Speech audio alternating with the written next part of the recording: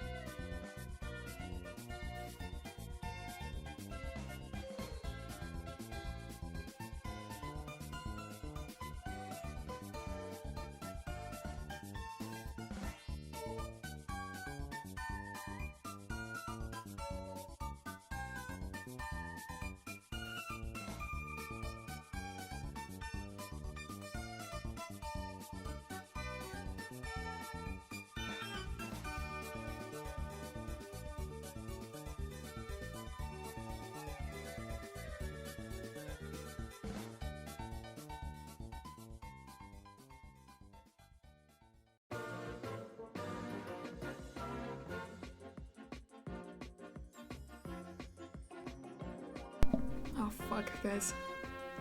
Oh fuck, guys. Let me know how the audio is. Man, fuck out the way. Hi, Christina. Hello. Ah, ooh. I'm nervous, but hello. Hello, everyone. Congrats on being first. Soul, congrats. Welcome in, Christina. Welcome in, Minkstuck. Welcome in, Soul. Welcome, Ant. I know Ant already left. Thank you for stopping by. Hello, Droid. And hello, Christina. And thank you for all the stretches and the hydrates. Thank you. I just started. Hope you're doing good today. I'm doing good. Thank you for asking, Christy. How are you doing? Oh, thank you for the lurk, Ant. Thank you. Want to support the cheap nut? You're not even doing anything. Thank you, thank you. Thank you for those hydrates and also the stretch. I stretched while I was waiting, but I was stretching again. I'm nervous. I'm so nervous. Is the music too loud? Well, okay. Here's the thing. You want to know why I have us on this music? Because you want to hear the game music. Guys. Wait, where's the game? Wait, where's the fucking game? Hold on. What happened to the game? Hold on. Touchstarved demo. Yeah, where is it? Oh, here it is. Guys. Guys! Ad starting in a minute for those who are not subscribed. Jesus. Everyone in the Discord's being so mean to you. It's because we love you, Soul. Keep calling me names like you. It's because we love you. Let's go to main menu music. Dude, the main menu music is terrifying. Oh. Wait, is it gonna save my last game? I guess it doesn't even fucking matter. Hold on. I need some emotional support, so I will be adding an image real quickly. We'll be adding him today. He's gonna be our emotional support for today. We're gonna have him a little over here in the corner. Yeah, I hope everyone's days is going really good. We are playing Touchstarved today. Welcome in, honey. Welcome in.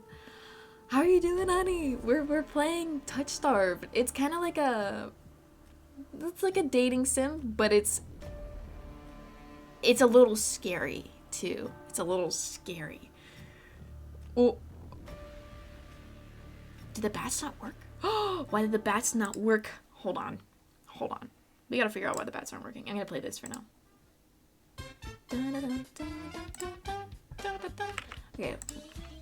Okay, that's why. Okay, hold on. I'll refund you. So I'll refund you. You don't have to tell me. I'm gonna do it right now. I'm doing it right now. Oh, relax. I got you, Soul. But how are you doing, honey? How are you doing?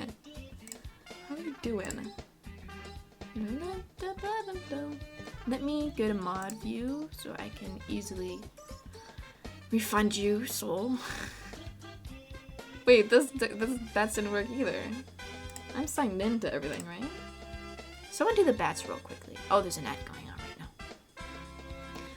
You love a good ultimate game? Yes! Same here. I love... Ooh! Okay, yes, the bats are working. Hold on. Hold on. I got you guys. I got you guys. I got you guys. I already have so many freaking redeems. Holy cramoly. I just... Okay, reject and then reject. Oh, they get thrown at me anyway. There you go. You guys get your points back. Oh!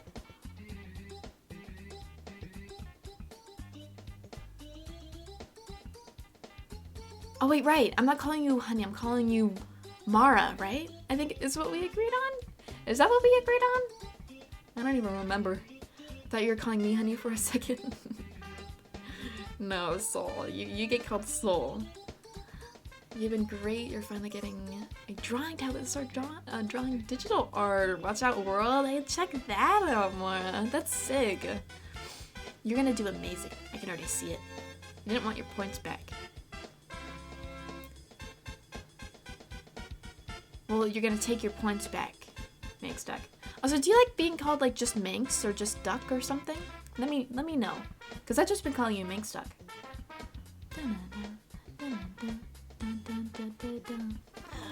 Let me scratch my ear real quickly. Ooh, my ear's itchy. Okay, cool. Hey, let's pause this music. Let's pause the happy music, and go back to the scary one. The thing that kind of sucks is when I click out, the music stops. This shit is scary.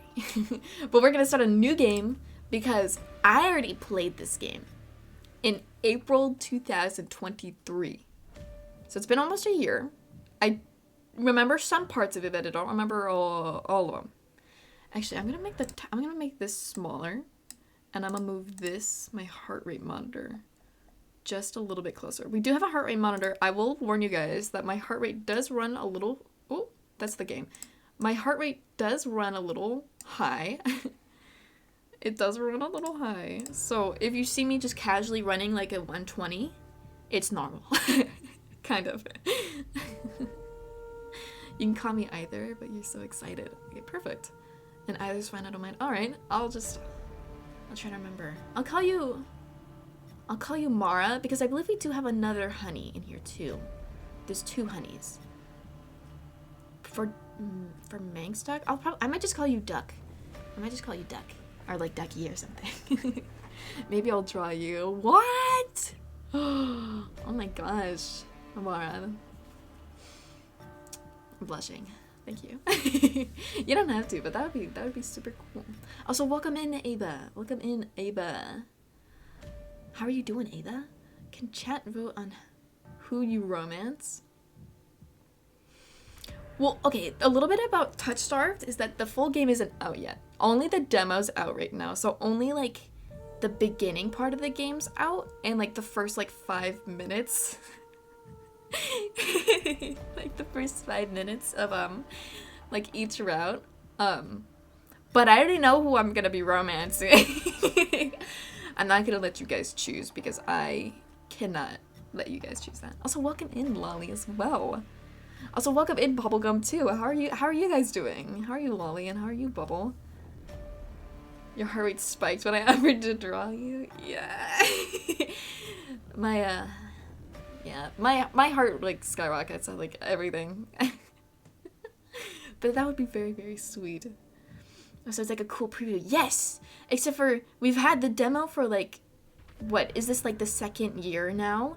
The full game isn't getting released until, we speculate, 2025, and I'm actually gonna physically explode because I've been waiting for this game to come out for already a year. Already more than a year, because I already played this a year ago almost. Oh my gosh, it's Beans time. Welcome in, Jaxie. I gotta roll out some shoutouts here. Oh my gosh, it was I gotta give a shout out to Cry. Cry was here earlier first. Crysona, Core. There we go. And then I'll get one. I gotta go down the fucking line. Oh my gosh. Doing good. Great. Glad to be here. I'm glad you're here too, Bubblegum. It's good to see you. I'm gonna make my thing bigger. No democracy? What are you talking about? Yeah, no, I'm not letting you guys choose this. God, I fucking... Okay, it's kind of scary, okay? Yeah, this is just the demo. Content warning. Oh, yeah. There's a lot of warnings. So, there are a little bit of scary parts. They're not too scary. There's no, like, jump scares, kind of. Violence, there's a little bit of violence, I will admit. Strong language, there's swearing. Alcohol, they drink. They drink and stuff. So, if you're uncomfortable with any of this, I would recommend maybe not tuning into this stream. I hate this part. Okay. In Touchstarved, your choices matter. The decisions you make may result in unique dialogue, interactions, or even choices in red text, which include exclusive content, which scared the fuck out of me when I first played it, and scares the fuck out of me right now. Eating hot Cheerios like cereal, as you should, honestly. I gotta catch up on chat. You're doing pretty good, I'm glad. Is this the Monster Boy dating sim? Kind of, yes. Yes, 2025, that's only 10 months away. You know, I forgot it was 2024, honestly. I forgot it was 2024. Try playing through the demo more than once and choosing different options, blah, blah, blah, blah, blah, blah, blah. Left click, rewind. Oh, I didn't know I could rewind stuff. I think for the head pads and stuff. I gotta hydrate.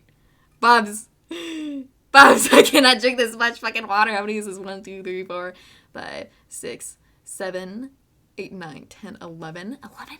Okay. Thank you for all the redeems. It's 2024. Yes! Yes, it is. Hide the UA space. Ooh, a space bar. I'm gonna drink more water. Choose my name. I think we're all going. Oh, we're all. What? Okay, hold on. We're going cheap. Cheap. Choose my pronouns. She, her. Yes. Oh. I'm bald. Hydrate trade. Thank you. I'm about to start chugging this. I've been doing it slowly. Thanks for making me bald. Also, welcome in Mark and welcome in Craft as well. How are you guys doing? Okay, Nosferatu? What is that? Lolly, what is that? Is that a person?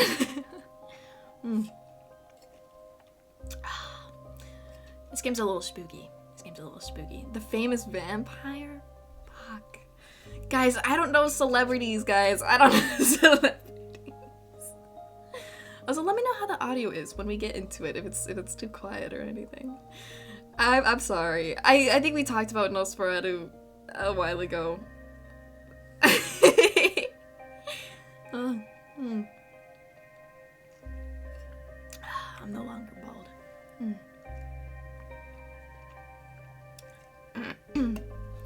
Woo. You're adorable. I can just eat you up. It's not my job. Like, I'm supposed to eat you guys up. Celebrity. Yeah, he's a celebrity, isn't he? Do you sparkle like the Collins? What is that? What does that mean, Bubs? Oh, thank you for the wine glass, too. Thank you. Nosferatu was like the original vampire film? What? Guys, I don't know these things. I don't know these things. I'd be glad to let beans eat me. What? You should watch what you're saying. He was in SpongeBob? The vampire was in fucking SpongeBob? Why would they put a fucking vampire in SpongeBob? That's crazy. He also has a camo in the SpongeBob. In SpongeBob, in the Hash-Slinging Slasher episode? What? I feel like you guys are flaming me. Twilight Saga. What's Twilight Saga? Like the movies Twilight? I never watched Twilight. I gotta watch Twilight, guys. Actually, too. I don't consume a lot of vampire content, guys. It's the stinky clown. Yeah, it's the very good smelling clown. Yeah, that's a little weird. But oh my god, hold on. Where are my mods, man? Yeah, I had Craysona. I think the next person that stopped in was Lolly too. Go check out Lolly.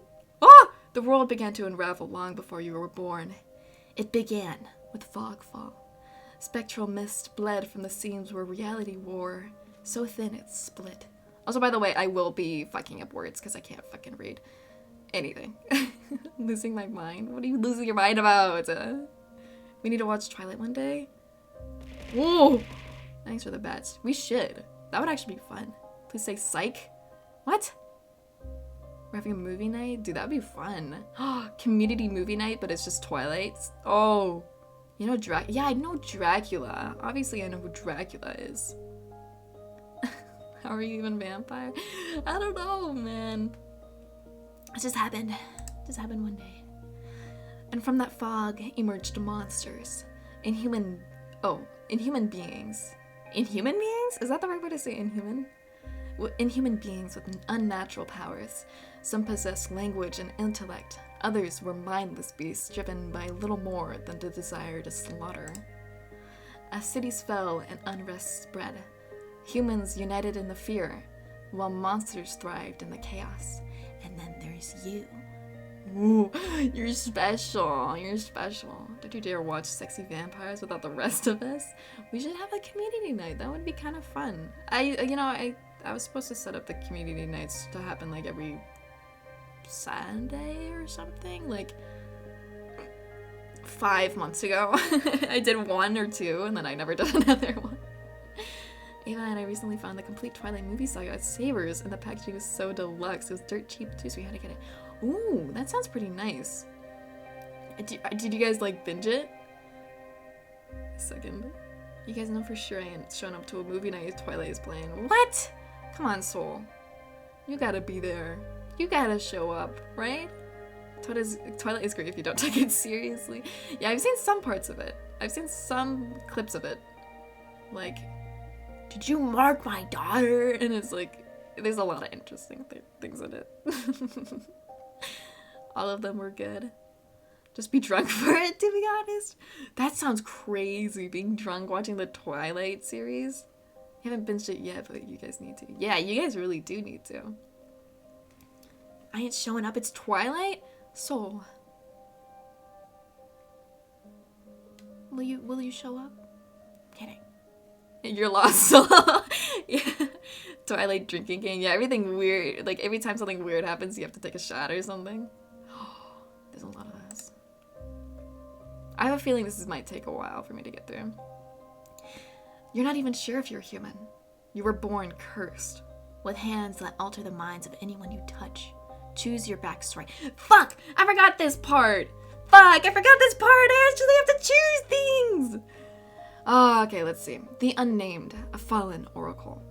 You were raised as an oracle in a remote temple. The priests claimed your touch bestowed enlightenment, but a visiting mage revealed your curse for what it is. Following the mage's word, you fled in search of the cenobium. Fuck, I forgot that word too. Cenobium. You regularly experience unnatural premonitions.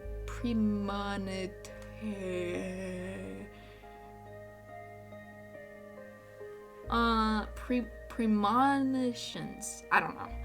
That rattle your body and soul. An innate sixth sense gives you heightened awareness of hidden supernatural presences around you. The Hound, a forsaken thief. You were raised by society's outcasts, criminals who accepted you when no one else would. Your partner in crime, a friend since childhood, helped you steal enough money for a cure, then betrayed you. They left you with only enough coin to travel to the Cenobium, your last hope. You have sharply honed social intuition. You can survive and even thrive in the violent underbelly of any city, using your experiences from the underground to get ahead. What are you guys saying in my chat? Imagine falling in love with a newborn baby. Twilight, Hunger Games, Divergent were your teen you movies. Dude, I read a bit of the Divergent series and a bit of the Hunger Games, but I never watched them. You show up now. You'll suffer through Twilight with me. You better keep the word, Mara. You love Divergent? Dude, I gotta watch those. Every time Edward makes a weird face drink, you die, Ava. I said drink, not shots. So many times you tempted to call Jabine Colin. What? Colin. Because she streams during the day and all, so you want to poke at her. This is the first time I'm actually streaming out early. This is my first like early stream, kinda. Premonitions.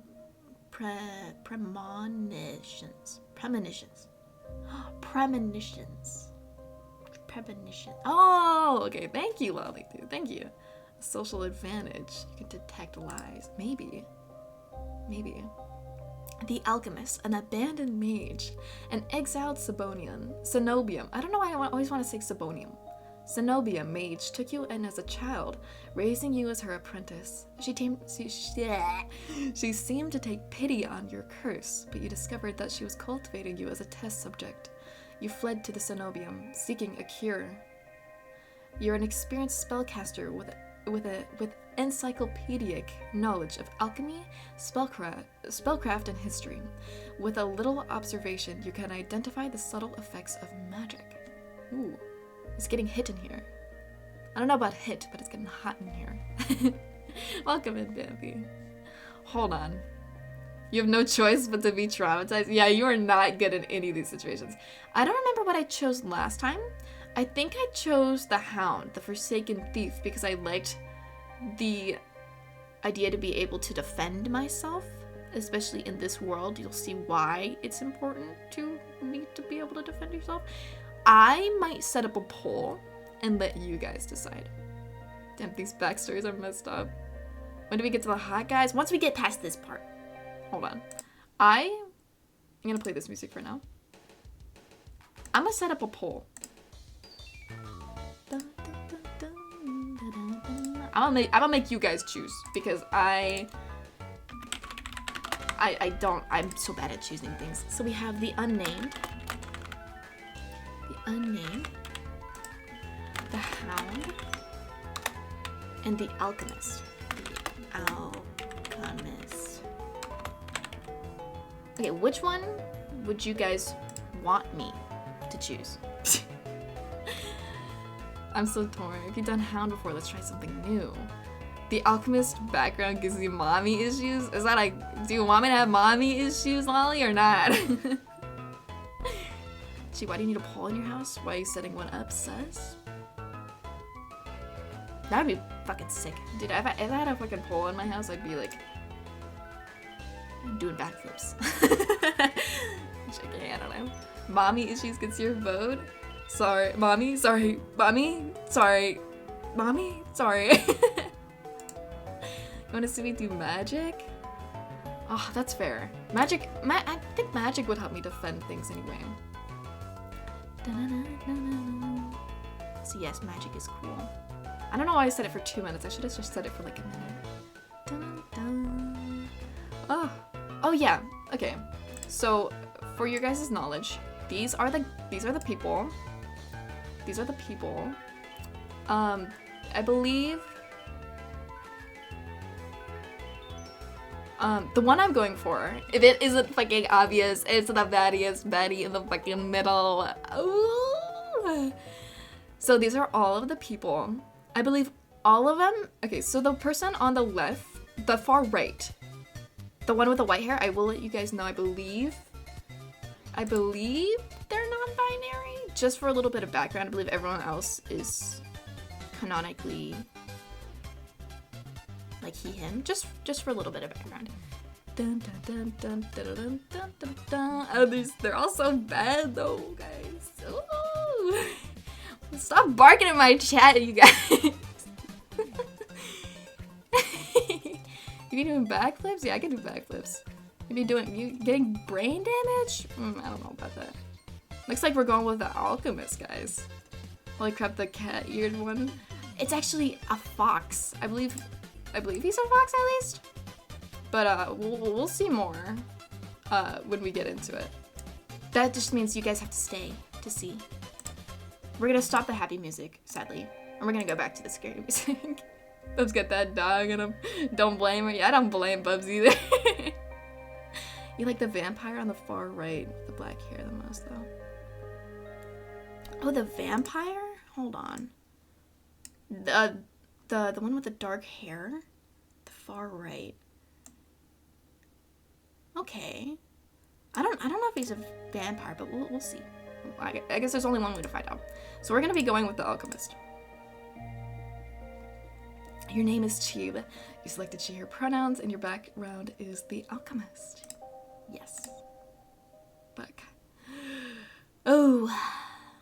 You need to hear the voices? I know, dude. Dude, I don't know if there's, I don't remember if there's actually voice lines in this one. So let me click that real quickly. Oh, shit. Wait, go backwards. The wasteland stretches as far as the eye can see. Oh, fuck, I remember this part. There's nothing out here but death. The ever-present stench of decay and the countless sun-bleached bones cast like seeds across the barren land. I could say death doesn't scare me, but to tell this truth, I'm desperate. It's been 2 weeks since I've joined a caravan bound across the wastes.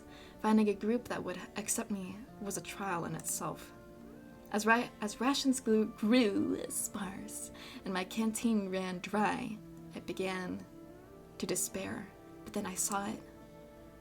Oh, it's the city that I don't know how to say the fucking name of. Iridia, the city of knowledge. One of the last bastions of humanity left in the world, and home to the famous academy called the Cenobium. All the world's knowledge gathered in one place. If there's anywhere I'll find a cure for my curse, it's there. The art style for this game is familiar to me. The art style is amazing. Can I have all 5 at once, right? All that stands between me and a cure is a final stretch of salt-soaked wastes, or so I think, until I see the first tendrils of fog snaking beneath the wagon. Oh.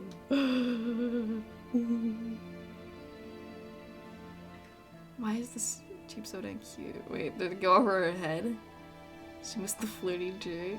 They like the vampire at the bottom. Oh, me? I thought you were talking about the fucking dude! Oh! Sorry, I missed your joke, Raph. Also, welcome in, Bo. According to history, putting all knowledge in one place goes tremendously well. Exactly. This game knows it, which is why they're doing it, but welcome in. One of the artists work on the Arcania. That makes sense. Oh! The Arcana? That sounds cool. Welcome in. The heart rate shot up. I was looking at you guys, dude. It's the ball. Oh, fuck. Don't bring this up again, guys. Don't bring this up again. God, I fucking... Ugh. Is this fog fall? My stomach sinks at the very whisper of it. A silent storm, more devastating than fire. Dangerous in cities, but a death sentence among them. Oh, beyond them. Whoopsies. Bring what up, balls. Yes, stop bringing up balls. Ugh. A thick blanket of fog engulfs us, smothering out the lantern's light. The wagon lurches to a stop. Oh, thank you for this stuff, Red. A title bestowed upon me without my knowledge. You were there for a little bit of it. An eerie silence, heavy as the mist falls over us. The only warning we get is a strangled scream. Stay back! No! They should really have people voicing this because I can't. The cry dissolves into wet gurgling. Then the wagon violently pitches to the side. I hit the ground hard. The air punched from my lungs. I remember this part of the game scared the fuck out of me. Okay, this part of the game's a little bit scary. The wagon crashing scared the fuck out of me, dude. When I opened my eyes, adrenaline lends sudden. Awful clarity to the carnage around me. It's not graphic, I will say. The only thing, quote-unquote, graphic is, you had nothing to do with a ball tie. You were there. No, make me? Really? Your heart rate's in the hundreds? Yeah, no, I have a high heart rate. My heart rate will casually just spike to like 130 occasionally. You just notice the heart rate, but yeah, it's up there. High resting heart rate, yes. Am I good? I am good. I'm good, guys. A trader I once shared bread with lies face down in the mud, their back reduced to long strings of torn muscle, gleaming gristle, and exposed bone. Bodies litter the wasteland. And here's these guys. These guys are weird looking. I try to rise, but my ankle explodes with pain so blinding. White blooms across my vision. Only when my eyes adjust do I see the dark shape in front of me. Like, they're not as scary as I remember. They're kind of... I'm kidding. No, they're fucking weird. No, wait, they got fingers on their back. I didn't even notice it the first time. That's fucking crazy. Your average really swell guy. Trying not to think about being bitten. Everyone can see your heart rate. Me? Me? Aren't I supposed to be doing the biting, guys? You guys are crazy. Girl needs cardio. I do. I actually really do need cardio. Is there a werewolf in this? I actually don't think there is, sadly. I don't think there is. A soulless stoops over the twisted form of Caravaner. I freeze, but it swivels its head. A dozen bulging eyes twitch in my direction and blink as one. The soulless lets out an ear-splitting shriek and runs at me. But right before it reaches me, the beast barrels past, vanishing into the mist. Distantly, a horse screams in the dark. I need to move now! Fuck, I forgot this fucking part! It's so scary, go for the city! I take off, running deeper into the haze. The fog is so thick that I fear I'm headed in the wrong direction, until I see a dim pinprick of light emanating from the shadow of a spire. It's faint, but it's enough. I came too far to die here. And what do those tentacles do? Wow, I'm Kiss. What? I imagine them tin tentacles though. Nah, that's just weird. You're smooching them and you feel their chin tentacles fucking like, ooh, no, that's weird. Extra fingers, tentacles, all those eyes. You love them? What? Ava! Chintacles? Oh no. Swirls my hair. Are they dateable? No? What? You're nervous? I'm nervous too, Mara. Is there a Mrs. Solus? I don't think so. How long has this game been out? This game's been out, God, I don't even know. For reference, I played this game the first time back in April 2023, so almost a year ago.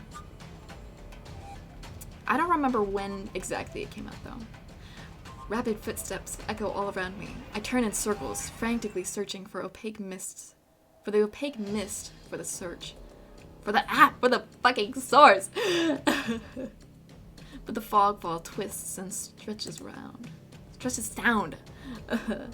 Suddenly, the caravan's driver bursts forth from the fog. Our eyes meet too late. He slams into me, knocking me to the ground, and slips in a patch of mud. The Solus falls on him as soon as he slows. It catches the driver by his throat and rakes his stomach with a razor-sharp claw. He comes apart like wet paper. Oh yeah, content warning, I guess. Spilling intestines. Intestines? Is that how you say that? I don't even know what this word fucking says. In steaming tide. Fighting the urge to heave, I claw frantically through the slippery muck for a handful. Shit! My hand catches on the jagged edge of a rib cutting up from the water.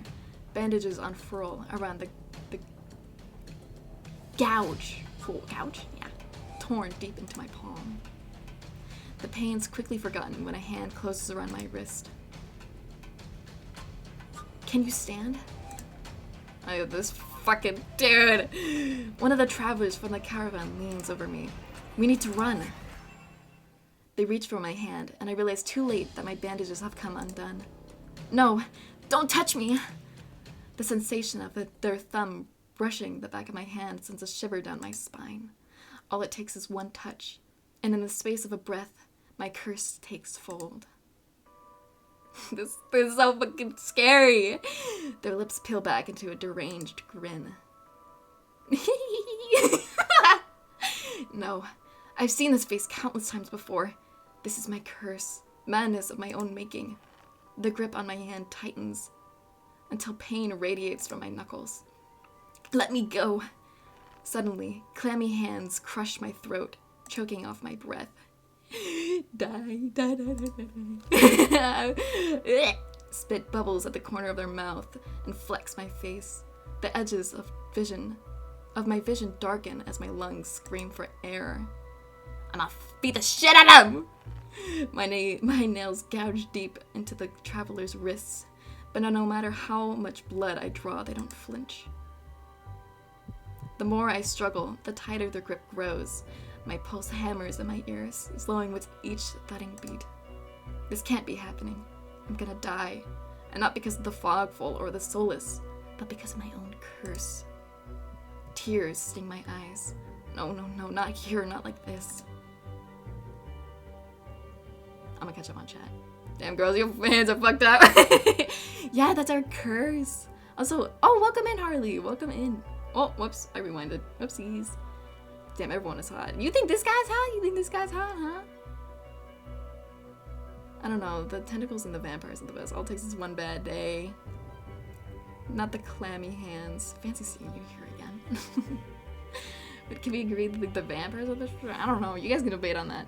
Yeah, can, mods, can you just roll through some shoutouts real quickly, please? Go check out Harley. Oh, wait, hold on. Oh yeah, no, you're not like this. Let's see. The hand drops from my neck, leaving me wheezing for air. My lungs burn with each ragged cough. How are you doing, Harley, by the way? Welcome in. My vision clears, and the traveler's face takes shape, hovering inches from mine. Lips still split in that crazy smile, even as blood seeps between their teeth. They give one last shuddering breath, then slump over the claws hooked through their stomach. The soulless shoves the body aside, and the glowing eyes studying its leathery skin, thin as though grinning. There's a flash of claws. Red spills across my vision. I thought there'd be pain, but as I sink into the murky water, all I can feel is the grit of silt filling my mouth and the icy embrace of shallow water. I could fix them. Leathery skin too. You like leathery skin, Ava? Oh shit, she's peeing? Who's peeing? What? I'm tired, but you're gonna destroy an energy drink and work out a little? Holy moly. Take it easy, Harley. Meow. Yeah, you should meow, Harley, for us. Distantly, I notice an arm resting among an outcrop of reeds, mine, neatly severed at the elbow. I should have taken both arms. Without them, maybe I could have survived. Maybe I could have had a home. Instead, I'll die cold, alone, and face down in a desolate wasteland. A fitting end for a monstrosity like me. Jesus Christ, this game. Sometimes weathered leather feels good. What? I'm just gonna lie and say you meowed for me. There you go. Thank you, Harley. Did you lose? We'll see. If this is death, it's not as bad as I feared. The cold is gone, as is the choking stench of bog water. I could drift forever, cocooned in oblivion, until all thought and sensation vanished. No curse, nobody howling at me in madness and terror. Nothing at all. The thought had a terrible appeal to it. But the next moment, I take a reflexive breath. Air pours into my lungs, then out again in a ragged gasp. Feeling comes flooding back. Warm cloth on my bare skin, a firm surface underneath me. I thought it said beneath me. A strange tang of sulfur in the air. Do not be afraid. Because you know why? Because it's the fucking daddy! What message did you leave of bubblegums? What? Bro, just started already last. Y'all fucking thought. Y'all fucking thought. You know, this first happened, I got freaked the fuck out. Yo, he's so bad. No, dude, he's so fucking good. I twist my head toward the voice. Tears flood my bleary vision at the bright glow of lamplight. Try not to move. The voice is calm, steady, and commanding. But more importantly, it's a stranger's voice. Cat harem, man? What? He's not a cat, is he? One thought cuts through my mental fog. I have no idea who this is, and I'm completely at their mercy. Stay away from me. My words come out in a little more than a creaky whisper. I clamp my mouth shut, hating how weak and helpless I sound. No. No? Who the hell is this? I'm gonna sit my fucking ass back up. I manage to push myself up on one elbow, but my head swims and my surroundings give an alarming lurch. Ah, a stubborn patient.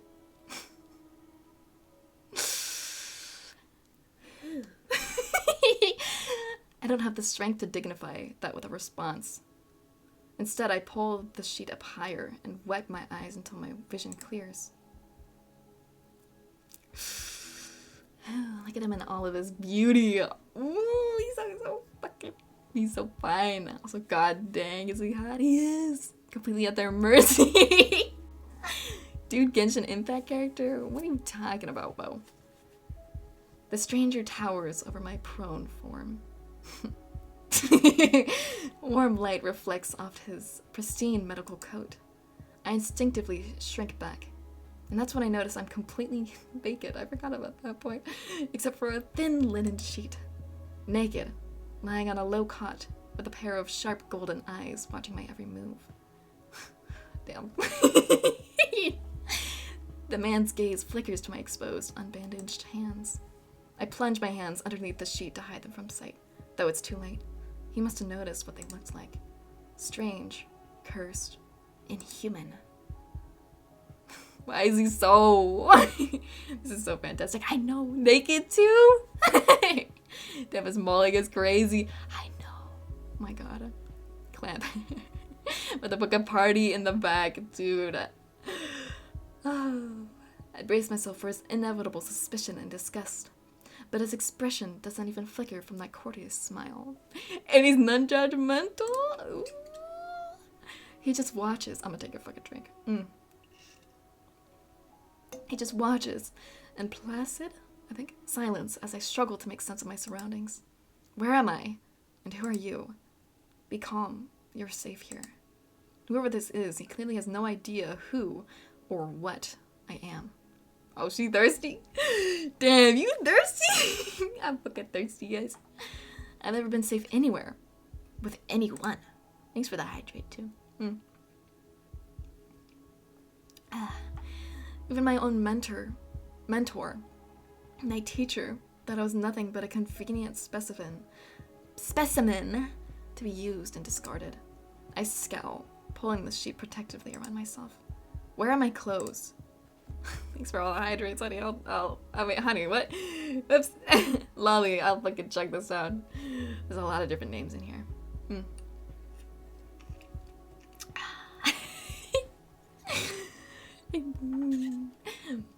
The man's golden eyes narrow slightly. A sharp sigh rustles the papers in his hands. I see you are not to be dissuaded. Your clothes were torn to shreds when I found you, but I procured replacements. She's calling you honey, can't believe it. Sorry. Intimate.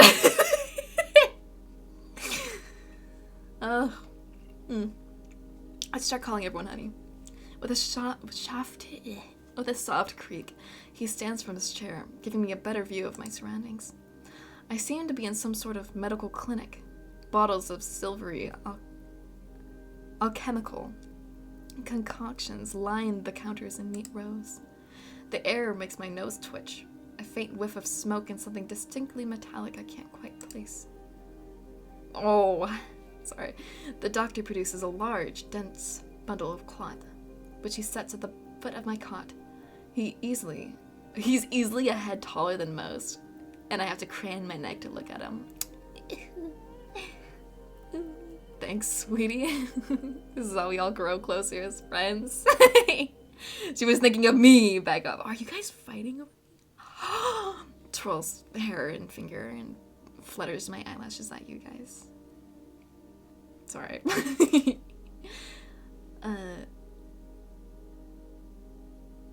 Thank you, or could you step out? I'm not gonna fucking dismiss this man. Thank you. I should be polite if I can, especially since I don't know who this is, what he can do, or what he wants with me. Thank you. You are welcome. I will leave you to get dressed. With a curt nod, he leaves through a narrow door. I hear the soft click as the lock turns behind him. I count to 3 in the sudden silence. When I don't hear any more footsteps, I reach for the bundle of clothes. An itch on my elbow stops me short. I reach down absently to rub at it, then freeze when my fingers meet a neat line of stitches. I know what I saw. That beast took my arm clean off. And yet my arm shows no sign of injury apart from the black stitches poking through my skin. I gingerly flex my fingers, feeling my heart race at the sensation. This is impossible. I should be dead, or at the very least, gasping out my last breaths. I squeeze my eyes shut, waiting for the pleasant dream to unravel, to wake up bleeding out in the swamp. But nothing happens. The seconds tick by, and my arm remains resolutely. My arm remains healed, and my surroundings pristine and quiet. In numb disbelief, I reach for the replacement clothes and begin swiftly pulling them on. They're thicker and warmer than mine were, with a black woolen cloak to go with them. You know what? Bitch? I fucking wish I could wear a cloak, man. I know that sounds fucking stupid, but I wish I could. That would be so fucking cool. Ooh, they're cool. We should bring them back. We should bring those back. But there's still one thing missing. My bandages. You can? I mean, you can? I can't. I cannot. Cloaks are very handy when camping. Really? Live your dreams. I can't. No. Oh, whoops. The golden-eyed man didn't leave me with any, even though I know he saw my hands. I slide off the bed and take a few unsteady steps toward one of the drawers. If this is indeed a doctor's clinic, there must be bandages around somewhere. I start opening drawers at random, and of course, that's when the door swings open once more. Are you looking for something? I whirl around, clutching a thick roll of clean bandages. I try to step back from him, but my legs bump against the edge of the cot. Your caution is understandable, though if I meant you any harm, you would know. That doesn't make me feel better in the slightest. Wool cloaks are expensive, though. Really? Just do it? No, I can't. Would you get too hot? In a cloak? Maybe. But like, I feel like that's the point of cloaks, aren't they? Ah! Oh god, he's hot. Welcome in, Neon. Yeah, he's fucking bad, isn't he? But he makes no move towards me, so I quickly wind the bandages around my hands. The glowing scars and the glowing scars and skin disappear under a layer of clean white cotton. May I ask why you need additional bandages? I clench my jaw. I knew it would only be a matter of time before he asked about my hands, but the way he does is strangely roundabout. God, I love this doctor's outfit. I know, right? Yeah, thank you for getting a shout out for Neon. Go check out Neon. Say nothing, glare at him. I'm not gonna fucking glare at him. Decline to answer. I'm gonna say nothing. I don't know. There's no answer I could give without raising unwelcome suspicion, so I just shake my head and finish tying the bandages in silence. I can only help if you tell me what ails you. An involuntary snort of laughter escapes me. Where would I even begin? Would he even believe me if I told him? No, it's best to keep my curse to myself for now. So how are you doing, Neon? Welcome in. And learn more about him first. Who are you? You may call me Kuris. Kuris? And where exactly am I? Aridia, which I assume was your caravan's destination. I think of nowhere else for a group of travelers to go. Aridia. So I made it to the City of Knowledge after all. I should feel relieved, but all I can manage is a vague sense of increasing unease. How did I end up here? I brought you to my clinic, of course. I was a client. You were the only survivor from the caravan, barely clinging to life. You needed immediate treatment, which you provided? Yes. He says it so simply, as if I'm a small child and he's explaining basic addition to me. I frown and flex the fingers on my recently healed arm. Aside from being a bit stiff, it feels fine. Thoroughly attached to me.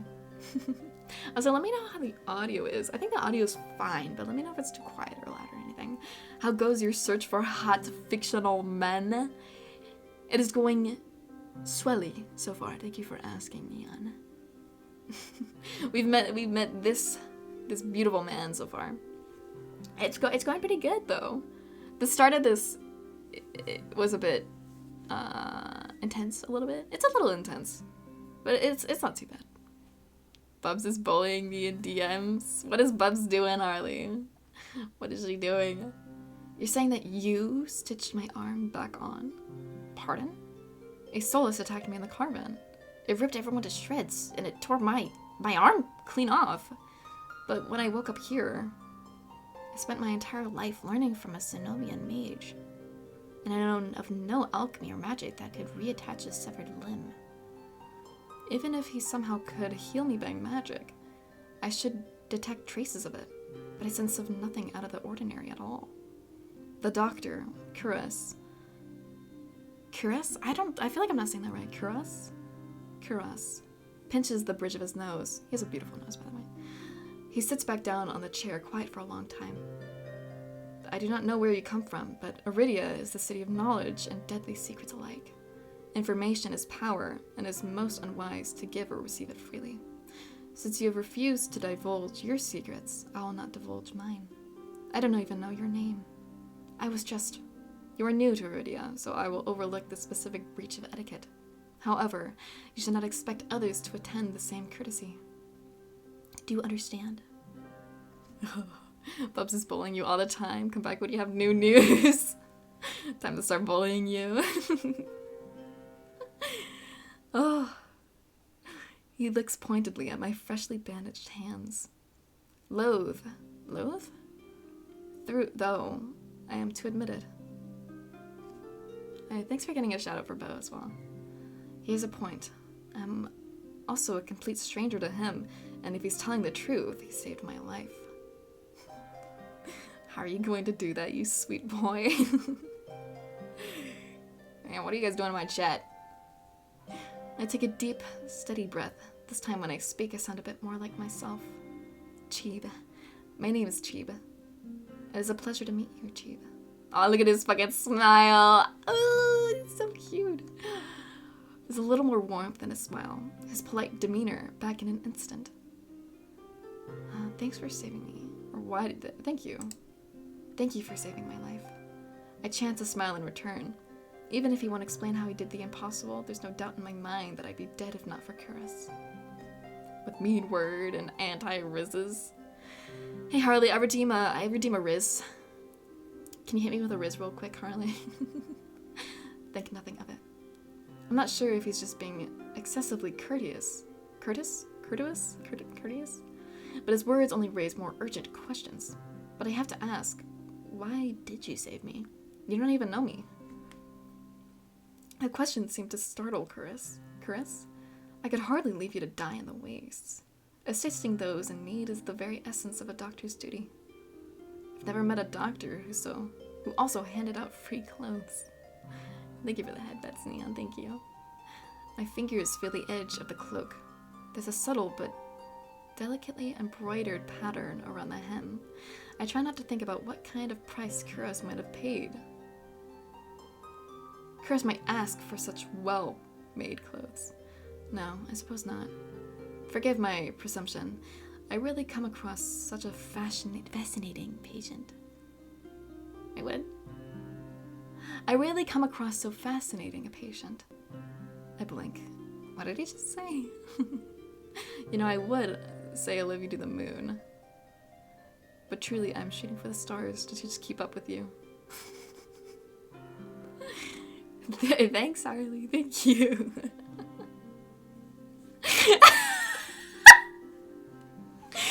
I know you can say mean words to me. We're gonna move on.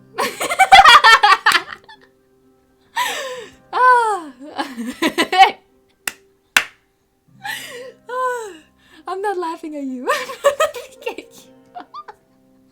you. I mean simply that few would cling to life so resolutely.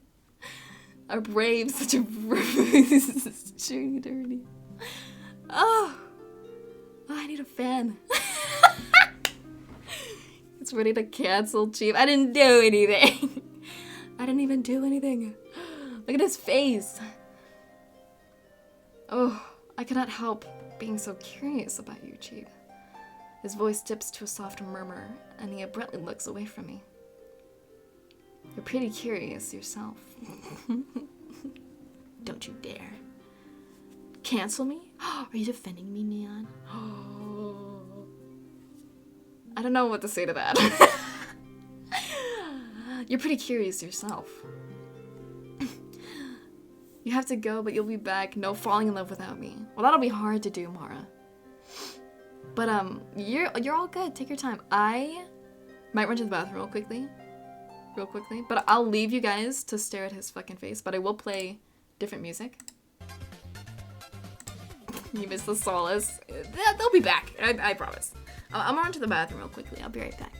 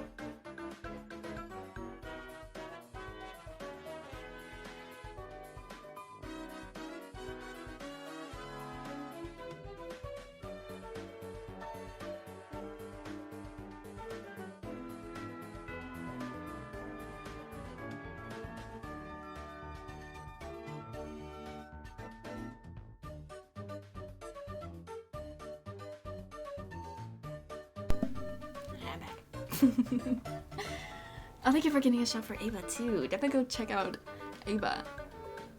You look so shy, so cute, right? I'm pausing the happy music. We're coming back. He is very cute, isn't he? He looks so cute. He's so pretty, dude. He's just so pretty. You promise for real? Would I lie to you, Ava? I'm starting to write them down. You're pretty curious yourself. Am I? Well, I haven't forgotten about my arm. I wiggle my intact fingers at him. Clearly not. But you haven't asked me for any payment either. I require none from you. Travelers do not have an abundance of coin, and it would be unethical to leave you destitute in a strange place. I fall silent, unsure what to say to that. Nobody would help a horror like me for free. There has to be some sort of catch or trick, right? Ooh. A loud knock at the front door stops our conversation cold and spares me from having to say anything else. Duty calls? Unfortunately, you're not my only patient today. Unfortunately. The knocking grows more insistent, and Chris lets out a long, tired sigh. Please wait your turn. Though he says it quietly, the clamor on the other side of the door abruptly stops. Do you need anything before you leave? Oh. Oh my gosh, did you get new emotes? You get new little animated emotes, Harley? I love them. I love them. Between the soulless attack and my miraculous survival, I'd almost forgotten why I came to Iridia in the first place. I need directions to the cenobium. The cenobium? The look on his face is downright chilling. He pauses, choosing his words with cold deliberation when he speaks again. Whatever you seek, it is very unlikely you will find it there. The cenobium's gates open for precious few visitors. Even if they did, you would not like what you found inside. My heart sinks. Is he saying that I came all this way for nothing? Risked life and limb for nothing? Wow, Harley just showed up. Yeah, Harley did show up. You put the hard kitty emotes the chat made yesterday. I love it. Yours is still being approved. There's more? Tragic. Dude, I want to see them. I'll have to see them all. No, that can't be. I've only just arrived, and Iridia's the largest city still standing. There has to be a cure for me here. Then if not the Cenobium, where would you suggest? Do you know anyone else in Iridia? I shake my head. Then I suggest a local guide. Head to the Wet Wick and ask for Leander. The worst fucking guy in the game, by the way. Excuse me, the Wet? The Wet Wick. He sounds deeply unamused. Follow the postings advertising Leander's bloodhounds. They are difficult to miss. When you meet Leander, tell him that I sent you. That isn't much to go on, but Kiras pointed toward the clinic's back door. You've too many emotes, lads. I bet. You'll be safe as long as you do not draw attention to yourself. That's easier said than done. I've always been a magnet for the worst sort of attention. If you do require my assistance, you may return whenever you wish. Aw. Even though he's smiling, there's a note of finality in his voice. Resigned to my dismissal, I slip out the back door. I miss him already. I find myself standing in a narrow and rather gloomy alley. I pull the new cloak over my nose, stepping over the contents of chamber pots that have been emptied into the street. Something weighs heavily inside one of the cloak's pocket. My coin purse. Everything is still inside. Every last coin that I scrapped together for the journey to Iridia. It doesn't even look like it was opened. There were so few coins to begin with, they probably weren't worth stealing. I glanced back at the clinic's closed door. Kiras didn't take any payment. He didn't even ask for a future favor. But he also said that in Iridia, secrets are power. Does he expect me to give up mine at some point? That's not exactly a comforting thought. Still, no matter why he did it, Kiras gave me a second chance and a lead on where I might find some help. Let's go! I better get going before he changes his mind. I squeeze out the alley and into the crowded main street. The line outside Kiras' clinic stretches down the road already. Two thin peddlers queue alongside weathered elders. If any place is in desperate need of a free clinic, it's this one. The cobblestones are treacherously rough under my feet, deep grooves worn between them by regular flooding, and decades of hard use. I'm gonna take another drink. I knew Iridia was a river city, but I didn't expect it to look so eroded. The buildings are tired and dilapidated?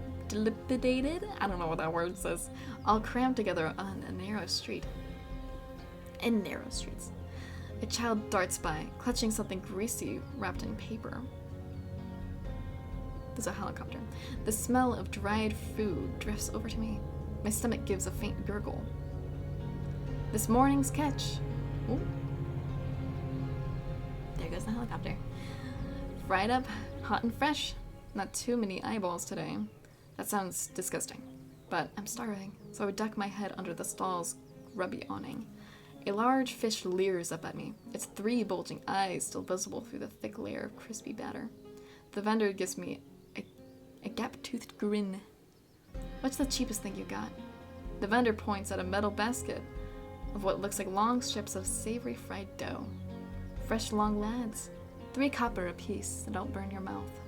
I take the coins out, counting them gingerly. At this rate, I might not even be able to afford dinner. Reluctantly, I drop the payment on the counter and take my meal.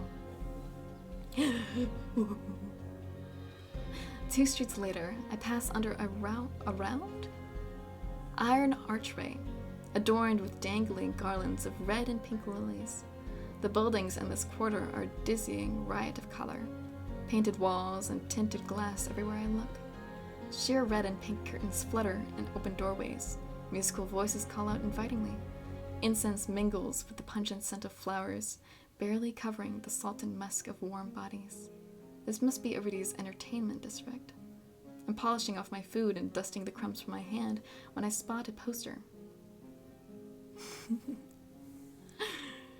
Oh, how many? You can have 3 of the cat Harley emotes? There's 3 different ones?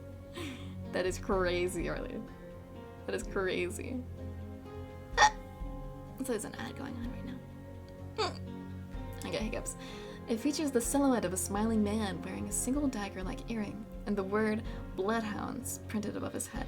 A motto, as above, so below, circles the artwork. There's one more being approved. You still have like 20 slots. That's crazy, Harley. Oh my gosh. If Leander is the leader of the Bloodhounds, then the face printed on the poster is likely his. I follow the line of identical posters around a corner and nearly hit my head on a precariously dangling wooden sign. Looking up, faded orange letters read The Wet Wig. The facade of the building looks like it's seen better days, but I hear a faint music and laughter coming from inside. Ugh, I hate this guy. The inside of the bar is a far cry from the abandoned exterior. It's not even midday, yet most of the tables and booths are occupied by a loose assembly of people in matching green cloaks. I'm no stranger to bars. Sometimes I would take my books to the local tavern for a change of scenery, but I much prefer quieter places. A cursory glance doesn't turn up anywhere with a dagger-shaped earring. Oh, my glance doesn't turn up anyone with a dagger-shaped earring. I'm about to head towards the counter when a chant rises from the center of the room. Show, show, show. The remaining green cloaks abandon the bar and their booths to rush towards the center of the room in a sudden torrent. There's no time to move out of the way. I'm caught, swept along the outstretched current. Hey!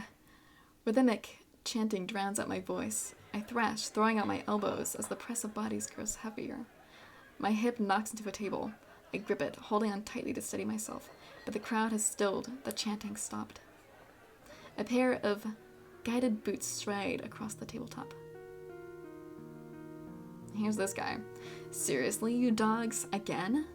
Scattered laughter and cheers rise from the audience. I drag my eyes upwards. Like he's kind of pretty. A well-dressed man stands on the table in front of me, his broad shoulders framed by the thick lapels of a trench coat. This really is the last time, all right? Hot. I think he's kind of hot.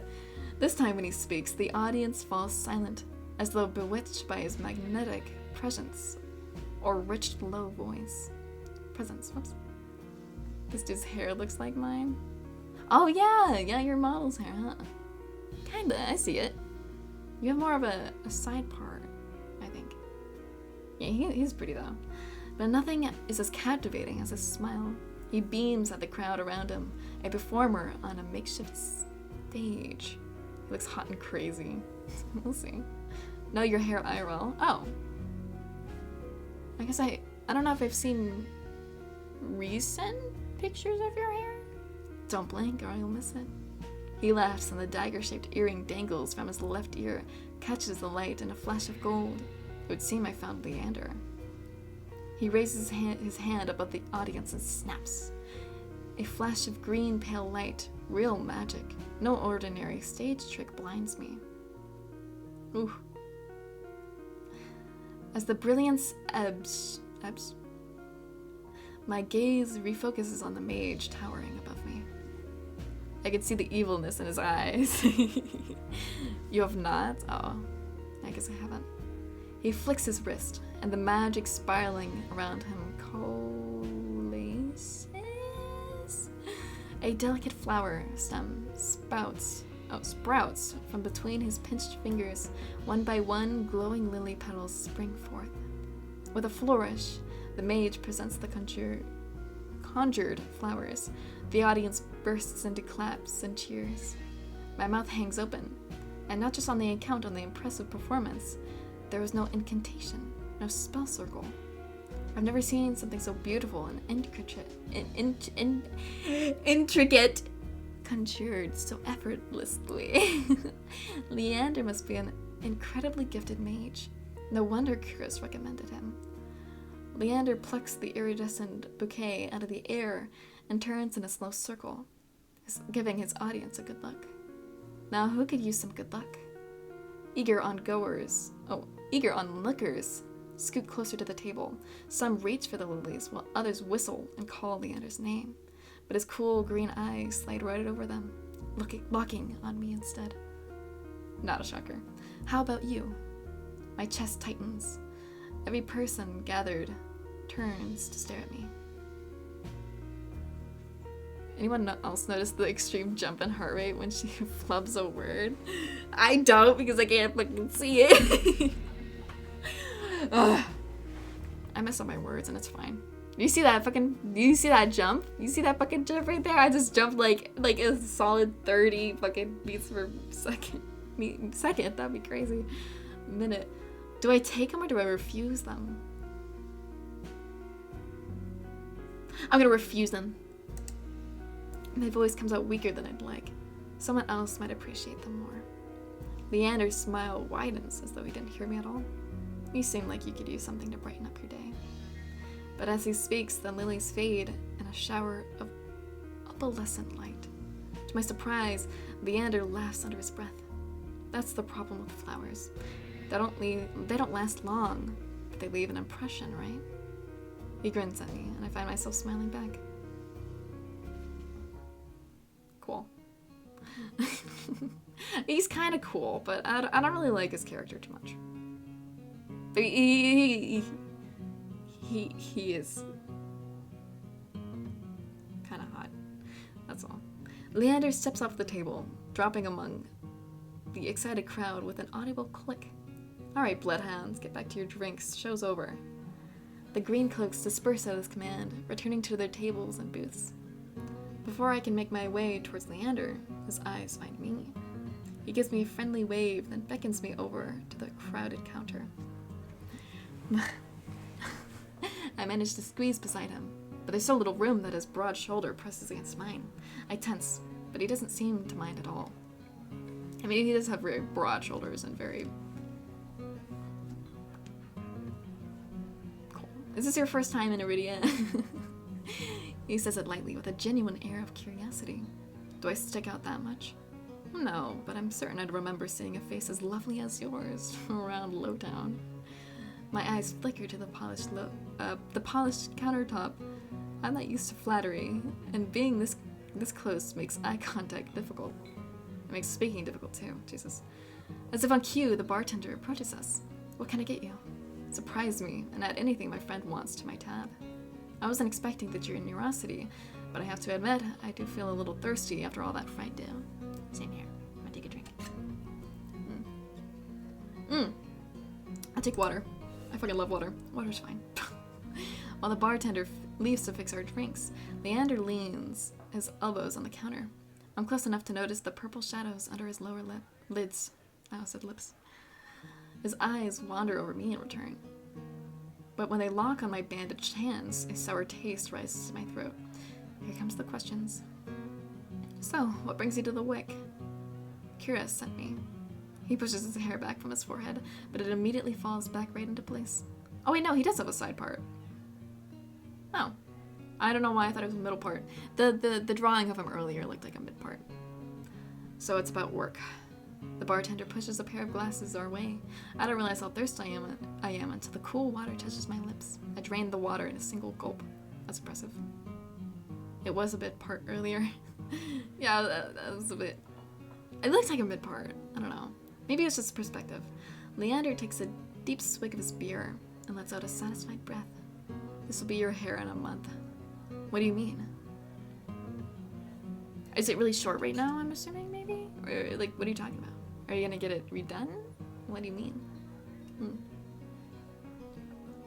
Leander takes a deep swig of his beer and lets out a satisfied breath.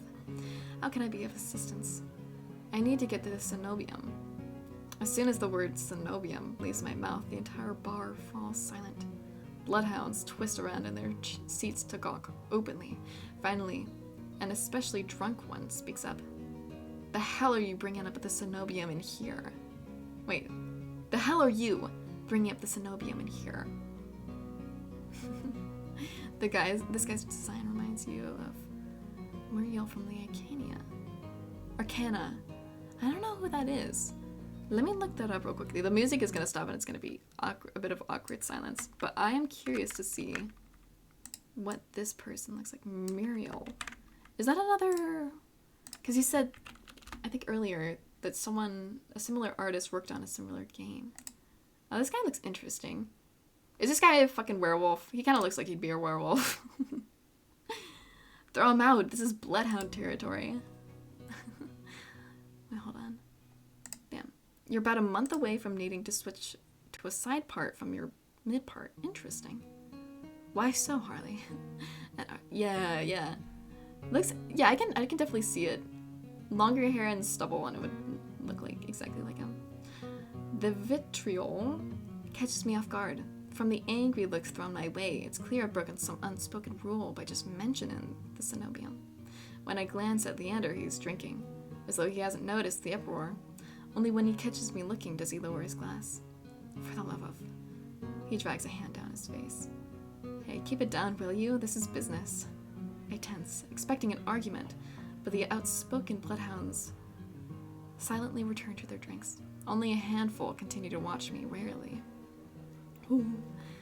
Your hair grows long quickly. You like the best with the side part. You can only rock a side part for about 3 to 4 months. Ah, I see. Yeah, my hair grows a little fast too. I gotta get a haircut. I gotta get it cut back down to my shoulders. It's like way past it now.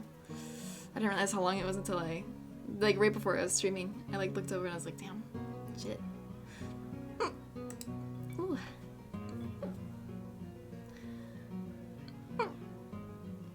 I'm assuming you'll probably get a haircut soon, maybe then, Harley? Sorry about them. The cenobium's a bit of a touchy subject in these parts. Mixing in enough drinks and, well, you saw. How about we continue this outside? When I give him a terse nod. What does a terse nod mean? He pushes away from the counter bar. Oh, the bar counter. Whoops. I follow Leander to an alleyway, tucked behind the wet wick, where layers of frayed bloodhound posters have been plastered to the walls. And now he's like, we're just looking at him dead on. Nice. Seeing them side by side, the resemblance between Leander and his likeness on the poster is impressive. Curious didn't send you here for help with the cenobium, did he? The look he gives me, he already knows the answer. I glance away. No, he didn't. He suggested I find an alternative. And yet here you are, asking about them anyway. Oh yeah, be great. I love all the bee emotes, those are cute. Oh, they have little pride ones. Those are cute. Oh, they're all pride. Oh, those are so cute. How adorable. And you guys be great too. You guys are great. What do you need the cenobium for? I don't want to tell him about my curse. The less people that know about my capabilities, the better.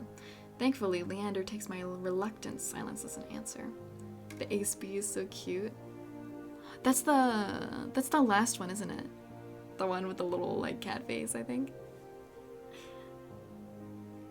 Well, I see you're already aware of the city's currency. Information's worth its weight in gold here.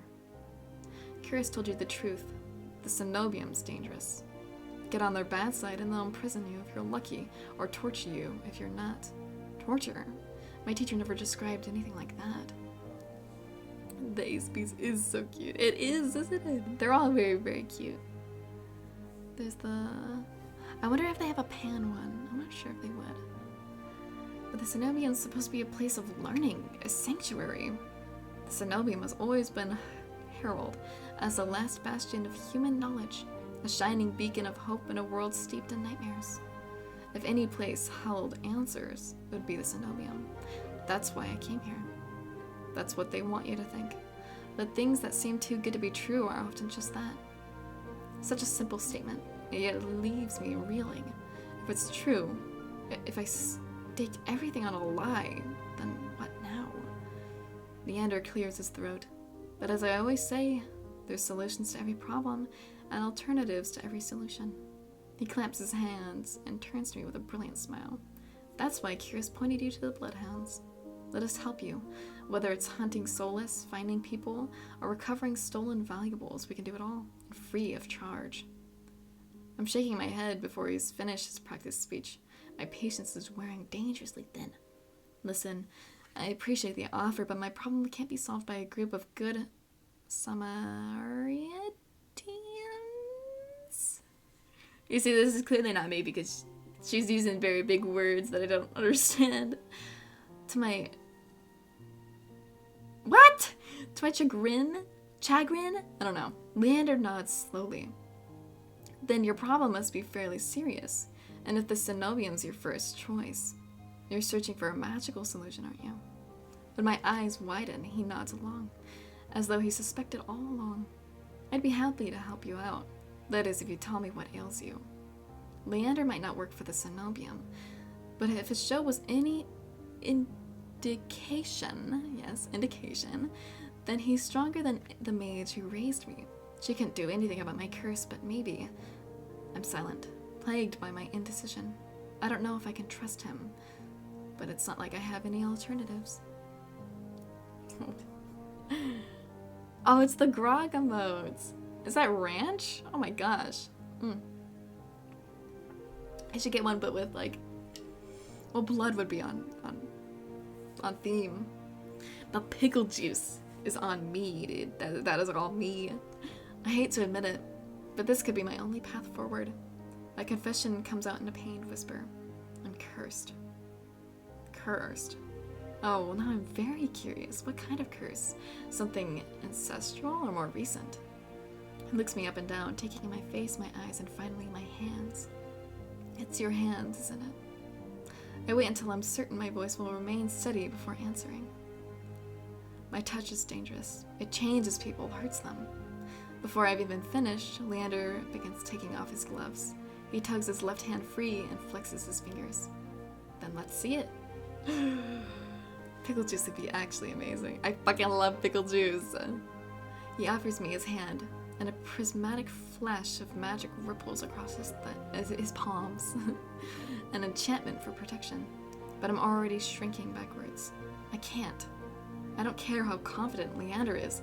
I can't bring myself to hurt him, to see his kind face twist into a mask of madness. Believe me, this isn't an ordinary curse. I'll be fine. Perhaps where you came from, your affliction was strange and one of a kind. But spend a year in the city and you'll see 1,000 curses, and thrice as many cures. Do you really think Kyros would send you here if I couldn't handle it? Come here, Strimmer. Hello, G-Nice. Welcome in. How are you doing, G-Nice? Welcome in. Ooh. How should I know? I only met him today. I'm good as any mage in the Cenobium. Better, even. If they can help, so can I. You don't know what you're asking me. I'm asking you to trust me.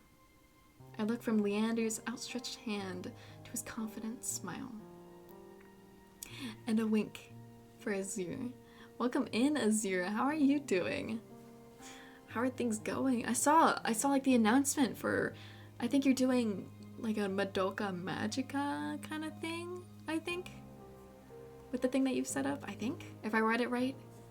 But welcome in. Welcome in. Just got off work, have a migraine, and pretty eepy. Ooh. I heard soaking your feet in hot water helps with migraines, but I'm not sure. Hopefully your migraine goes away. Maybe take some medicine for that. Migraines suck ass. And take a nap or something too. But I'm sorry you're not feeling too good, G-Nice. I hope you feel better soon. Get 20 minutes worth of Madoka music. Dang. That's cool. That's super sick. Is it already out already? Is it being released? But definitely go check out Azure. Azure is very talented. Azure is very talented with the violin and worked in like getting like a group together of like all these different kind of VTubers who play like instruments and sing and stuff, and made this whole kind of like orchestra, I believe. VTuber orchestra is what it's called. And it's super cool. So definitely check out Azure if you can. Azure was actually one of the first people that I met on Twitch, actually. It's been a pleasure. It's supposed to, but it's minimal. I see. thought you said sucking your feet gets rid of migraines, and I was like, no. I don't know. I couldn't say that. I can't speak from experience. I don't know if sucking feet helps with migraines. Wild. Yeah, I know that is wild. I know what does. What does help is medicine. Energy drink, notably bad idea. Yeah, do not push it. Do not push it. Thanks for pinning that, Harley. So you've been busy. We'll be back in your DMs one day. You're all good, Azir. You've been doing a lot of stuff. I know last time I talked to you, you had a lot of stuff going on. So don't even worry about it. You take your time, Azir, and do the things you gotta do. Are you judging us silently, Lolly? Don't pit it. Yeah, we're pinning it. Then, with a short breath, I began unwinding the bandages from my hand. Fine, but if you lose control, don't say I didn't warn you. You can tie me up first if it makes you feel better. Look at him blushing, this fucking freak.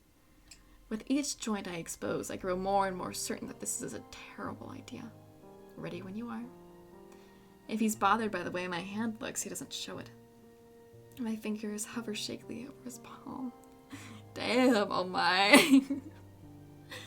3, 2, 1. Ooh. Do we hold back or we touch him? I'm not gonna touch him. I'm gonna hold back. I'm gonna let him do it. I hesitated at the last second, but Leander does not.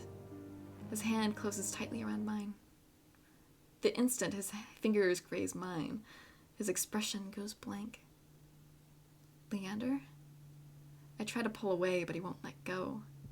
My stomach sinks, fear clutching me even harder than Leander's grip as he takes a slow, deliberate step closer.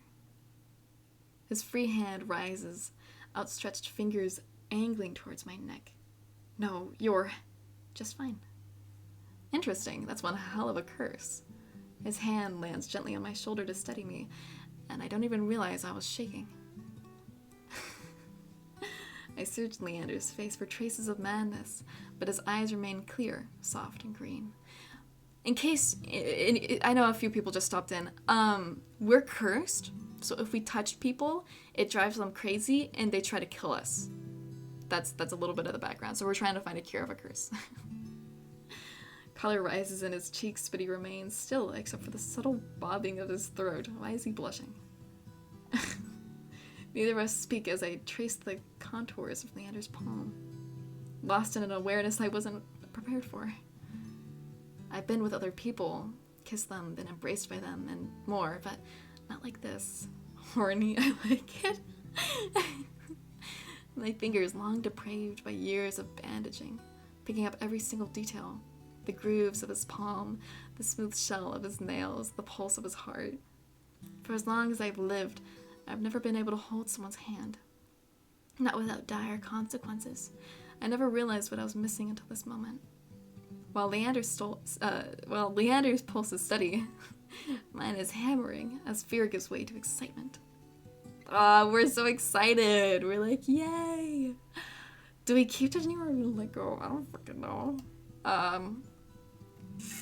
Fuck it. My hand glides over Leander's wrist and up his forearm. Okay, I didn't think we'd be touching his entire fucking arm. I didn't think we'd be like fucking like doing that to him. And up his forearm where his smooth skin abruptly gives way to a raised scar by the edge of his sleeve. It matches the one that runs from his collar to cheekbone. Could it be the same wound? I glance at Leander's face, and his lips part as he considers his words before speaking. Am I the first person you've been able to touch like this? My hand goes still on his arm. So far. I'll admit, your touch makes it somewhat difficult to stay level-headed, but it's not due to your power. Okay. He takes my hand. His soft green eyes flick to mine before he turns to inspect the golden fissures crisscrossing my knuckles. Look, we match. He points at a golden pin on his coat collar. I give him a small smile.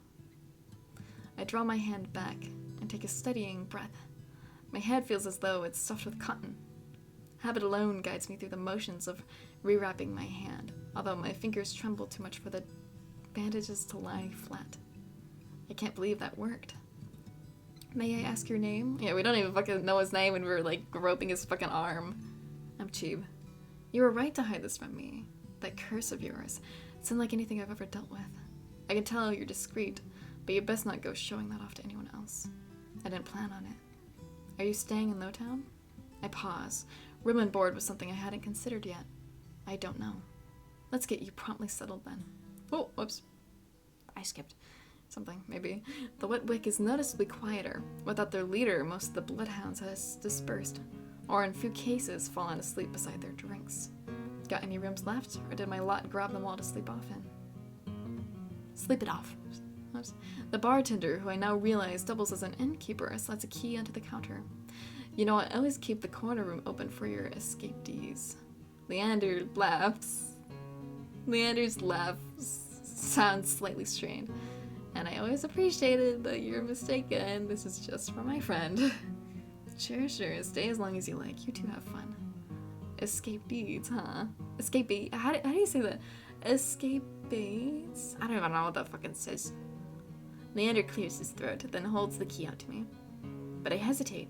My coin purse barely holds enough for a day's worth of meals, let alone a room. How much do I owe you? Nothing. Bloodhound rates. My treat, since you shared your secret. Food, drink, a warm bed. Anything you need. Anything I need? Don't offer me that. Carefully, I take the key from him. It's small but weighs heavy in my palm. Hello, Kiki. Thank you for the bats. Welcome in, Kiki. How are you doing? I never expected to have a warm room in Iridia, let alone free meals. Thank you. Go explore. You'll find many roads in Iridia, each leading to different answers. But if you need a reprieve from what haunts you, come find me. And thank you, Soul. And know you, check the Discord main chat if you need to be reminded. Just be careful. I nod, taking one last look at the gleaming bronze key before tucking into the pocket of my cloak for safekeeping. You're doing good. Just woke up from a small nap. Gonna do some art stuffies. Nice, Kiki. Oh, that sounds awesome. I hope you have a fun time drawing some artwork. How am I doing? I'm doing great. I'm just reading this. Thank you for asking. I'm enjoying this. Soul speaks the truth. I don't know about that. I'm being bullied. Bullied with love. Oh, and thank you for getting a shout out for Kiki as well. Go check out Kiki. Leander gives me one last friendly wave before I depart. The air clings, sodden and heavy. Also, I have a question. How many viewers do we have right now? Can someone tell me? Because I can't. Wait, no, actually, I can click off real quick. Let me see this. I'm gonna check this real quick. We have 9. Okay, cool. 12. Oh.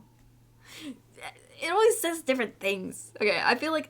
Okay, I'm not gonna say anything. Oh, whoops. I'm not gonna say anything. You guys are maybe about to be very excited. Do you not like being complimented? I just don't know how to deal with them. 12 viewers. It's lying to me. The air clings sudden and heavy. Without the morning crowd, the sunless street looks barren and bleak. Even the peddlers are long gone. Only a pair of crows remain quibbling over the stale crusts in a gutter. I feel a ridiculous pang of envy.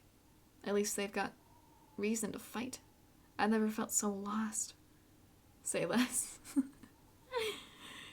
Curious and Leander both made it clear that the cenobium can't be trusted. But I came so far, endured so much. I needed to see the cenobium for myself. If only to satisfy my curiosity, I should have asked someone at the bar for directions before leaving. Did you see the loot, Amber? I did, actually, right before starting my stream on Twitter, I saw it. You did a good job, Keki. No, you guys are not gonna start fucking complimenting me there. I'm glad you exist. You make the world a better place, and I always look forward to your streams. Thank you, T-Nice. That's why your name is Nice, because you're very, very kind. And I always appreciate you whenever you stop by my streams. You always bring a smile on my face. There's an ad going on, so enjoy the ad. I need to see the cenobium for myself, if only to satisfy my curiosity. I should have asked someone at the bar for— oh yeah, I already read that. Ooh. I'm about to turn back when a shadow passes over me. A cloud, I think, until a puff of hot breath tickles the back of my neck. The shadow runs down the street, and rivulets, formless, dark spreads, like ink into blotted shapes. Claws stretch, a muscle splits open to reveal long, jagged teeth. A low growl so low and deep I feel it. I want to run, to scream, but I feel trapped, as though the slightest movement or single breath will snap the jaws around me shut. No, I won't let it end like this. If I'm gonna die, I want to see what got me first. I steel myself and turn. The shadow vanishes as quickly as it came. I'm left standing in the middle of the street, alone except for a figure reclining in the shape of a nearby stoop. Oh, the shade of a nearby stoop. You guys are about to go fucking feral. I can already fucking hear it. Yeah, bitch. He's fucking pretty, guys. He's fucking pretty. Oh shit! It was my first half bunny in loot. The shading wasn't great. It looks amazing, Cookie. Yeah, boy. Meow meow. Yeah, look at him. Oh my god. The fucking harness. Yeah, he's in a fucking collar, guys. Yeah. I think this is the closest we get to a werewolf, kind of. Thank you. Yeah, of course. A monster, that much is clear from a glance. One that could nearly be mistaken for a human were it not for the tufted ears, and the tail curled around his ankle. Or the dusk pink eyes with the pupils that sharpen like needles when they fall on me. Our eyes meet, and the monster uncrosses his long legs. You tighten that collar. Oh my gosh, you guys. Is this BL? This is actually, I'm back. Oh, well, welcome back, Harley. I think you said this was your number one, so here's your number one guy. This isn't, but I think it can be. It's an ultimate game, but you get to choose your pronouns as you get to choose she, her, he, him, or they, them. So I guess, like, I guess it could be. I mean, it's also, I mean, I guess you'll see later on, but it's heavily hinted that there is a little bit of stuff going on between some of the guys. You'll see. But yeah, you're supposed to be the protagonist. Monster, more like monster. No, this is your least favorite? Shit, which one was your top favorite? Was Leander your top favorite? Oh wait, no, or was it the angel guy? I don't remember. He was my favorite character. That's the second time someone said that. Come on, guys. Your favorite— oh yeah, the horn! Right, because I said based. I said you're hella based for that, Harley. Yeah. Or the dog. Yeah, those are my two favorite too. I think this guy's 3, and then it goes 4 for Leander, and then 5 for the white-haired guy. Person? Sorry. I don't know. We don't learn a lot about them. Let's see.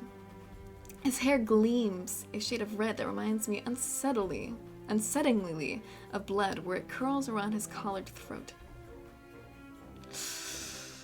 God, I feel like I should do a voice for this guy, but I don't think I can do one. Jumpy, aren't you?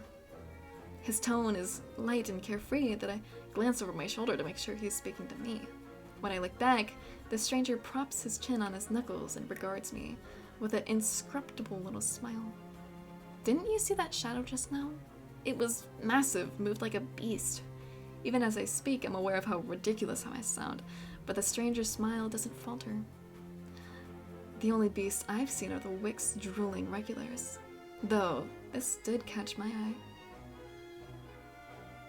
Oh wait, shit, I forgot. He's in like booty shorts with like fucking tall as. Oh, okay, that brings him up on the list, I bet. God, you know he's a flirt. He is. Oh my god. Oh my. Right? With a flourish of his hand, my in-room key appears dangling from his finger. It turns on its chain, glittering when it catches the light. My hands fly to my cloak's pockets and sure enough, find them flat. Oh, welcome in, Moo. Thigh. Yeah, thigh. And then, the fucking... and then sorry. I'm gonna keep going. Well, but welcome in, Moo. How are you doing? How are you doing? He crooks his finger, beckoning. I've already taken 2 steps forward before some stifled instinct stops me. Something feels wrong. The side cut out. Exactly. I'm not strong enough. But welcome in, Moo Moo. I'm still on the edge, thrumming with so much adrenaline that the stranger's shadow flickers at the edges of my vision. I always attract the worst kind of attention, but I can't get rattled now. Who said that's my key? And where did you find it? Who said that's my key? Who said that key's mine, huh? His smile was wide enough to reveal pointed canines. I saw you drop it. You should really be more careful. Cities like this, somebody might take an advantage. A bald-faced lie, without a hint of irony. I can't figure out how he picked my pockets under my nose, but I'm certain he took my key and I needed it back. I approached the man, careful to keep an arm's length away. He doesn't look dangerous, but the most deadly ones never do. The stranger's chain softly clinks with the tilt of his head. His ears flick. Keeping your distance? I'd be stupid to trust you. You think I stole your dinky little key from all the way over here? He gives an exaggerated sigh. I'm good with my hands, but not that good. Do I look like a common thief to you? He's got me there. You opened a very expensive chainsaw man card for Waishwars today? What is that? Oh, your card game? Is that what we're talking about, Harley? The sheer fabric of his sleeve alone would be too expensive for most street thieves. Hell, his shoes look like they could cost more than I spent traveling here. But that's sick! You open a $150 card? Dang, Harley! Congratulations, dude. It's probably a fox dude rather than a wolf dude, right? I believe he is a fox dude. I believe he's kind of like a kitsune, kind of. Dang, Harley, nice. Exactly, congratulations, Harley. And then there's this shop behind him. No matter the city, parted pink curtains only ever mean one thing. I'm not looking to buy, and I doubt I could afford your services anyway. Luckily for you, I don't charge.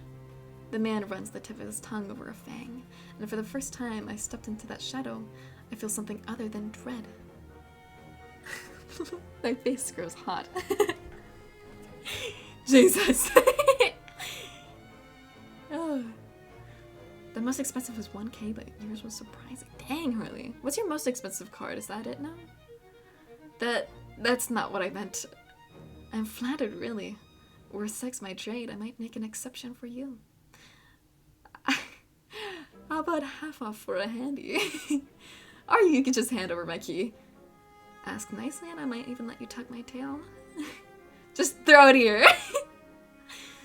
So some spindly little street urchin can snatch it and run. He raises my key and tilts his head so he can watch it dangle back and forth. I suppose I could just claim your room for myself. Not that I'd be caught dead slumming in the wake with the rest of those slack-jawed imbeciles. You're obviously not from around here, so tell me, traveler, what misfortune brought you to this wretched place? His voice practically drips with derision? I don't know that word. I'm not telling you anything. What possibly could have drawn you to this dreary little pig pen, I wonder? I'm gonna drink some water. He listlessly watches the arc of my keys swinging around his finger. The weather's shit, the food's dreck, and there's entirely too many monsters for a human to feel safe. Unless... Dagger-shaped eyes flick towards me. They gleam with amusement. You look so silly from the front. Unless you're just dying to consort with monsters. By now, my embarrassment has worn away, leaving simmering impatient in its place. If this is a shakedown, it's the most frustrating one I've ever heard of. Oh no! Do we flirt back or do we turn? I'm gonna let you guys decide. What do you guys want me to do? He's got me pegged. I'm gonna have him pegged. Anyways, which one do you guys want? Should we turn him down or should we flirt back? Yes. Whatever. I'm feeling flirtatious. We're gonna flirt back and we'll see where it gets us. How'd you know I spent all my money, starved and nearly died in a swamp just so I could crawl into a bed with the first thirsty monster I saw? That earns me a burst of breathy laughter. He gazes at me under his dark lashes. Aren't you funny? Could you be any more obvious? I've been told subtlety is not my strength. So, your plays are mine.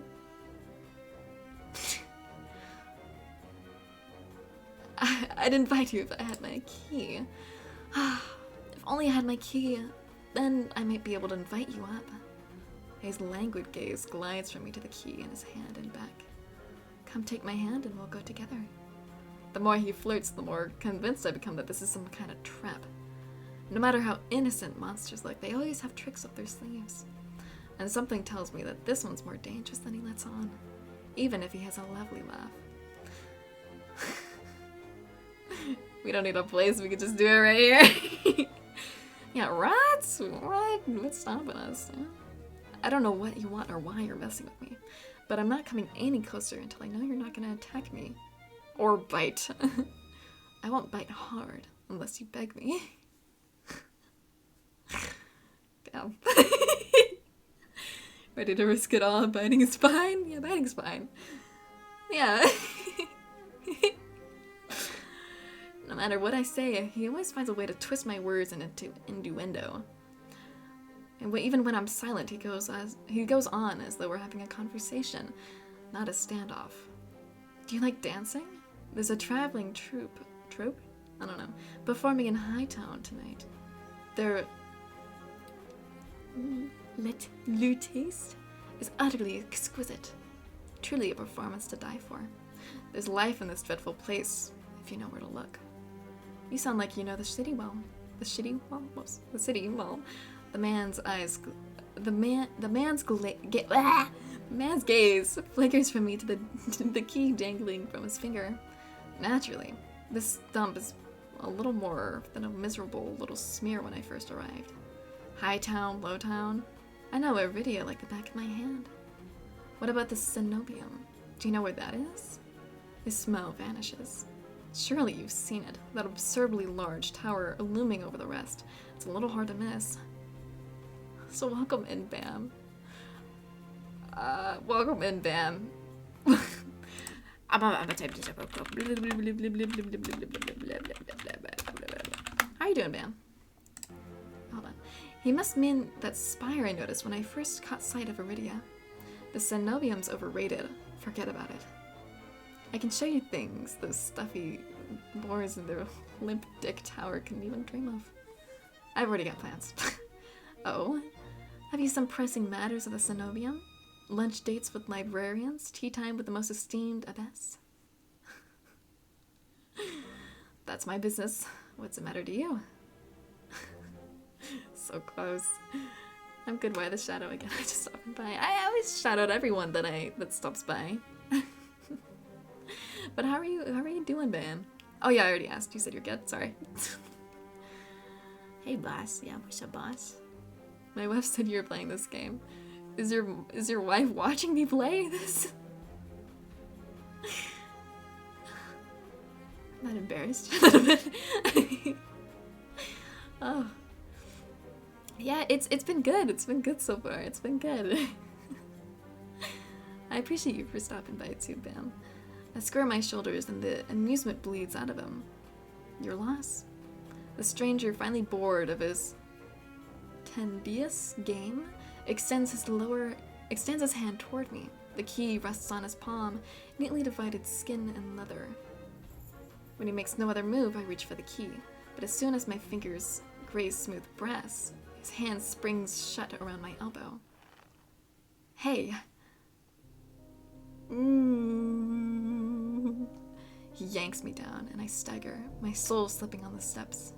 For a sick moment, I feel my bandages will unravel under his touch, but he's careful not to disturb them, even as fingers dig into my forearm. I knew I smelled blood. You reek of death in the road. And that fucking doctor. His voice, once silken, lowers to a smoky growl. The shadows around him seethe and boil as he pulls me closer. And something else. He murmurs against my throat, nose grazing my jaw. Let go. I try to twist away, but he doesn't bulge. His breath trails down my neck, sending a thrill of dread through me. But just when I fear he'll bite, he takes a deep whiff instead. His wide, flat eyes gleam with naked hunger as he gazes up at me. Not quite human, not quite monster. Seems we're both. There? The stranger's ears flatten, and he releases me with a short breath. I yank my arm back, massaging it where his grip left grooves in the bandages. Moss is a wonderful person. Yeah! I don't know much about Moss, but from what I've heard in Bam stream, Moss is an amazing person. I could say because she's at work, but I think she's lurking. Oh, you can't say. Oh, I see. Look at just strengthening marriages. What? Uh-oh, he's stiffing ya. You can smell the gamer in me. He's pouting. Yeah, he's pouting. He's pouting. The stranger twists around to watch a woman duck out from the curtains behind him. Her Cenobian uniform is nearly identical to the one my mentor kept tucked away in her closet.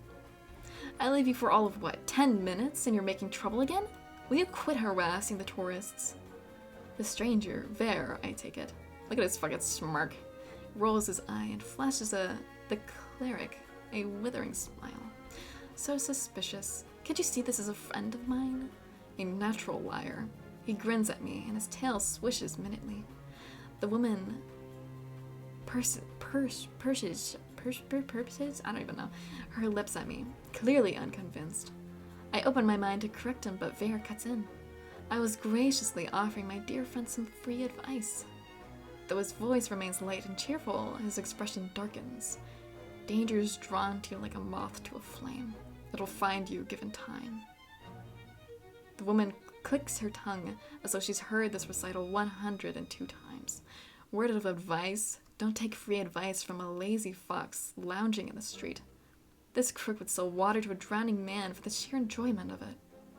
She shrugs off a wilting look from Ver. Yeah, he is a fox. Oh, please. Any friend of yours knows it's true. Now hold still. Ver rises gracefully at her approach. He pushes his hair to the side so it drapes over one shoulder, exposing the long line of his neck. And suddenly, it dawns on me that the jingling I heard earlier wasn't coming from the harness attached to his collar, but a leash. A heavy iron chain wound around a hitching post and padlocked to the back of his collar. Ver posed deliberately to hide his leash from me. The woman produces a keyring from her pocket. A leash. Oh, you a freak. Oh, I'd leash them too. You guys are freaks. And one meow. Meow.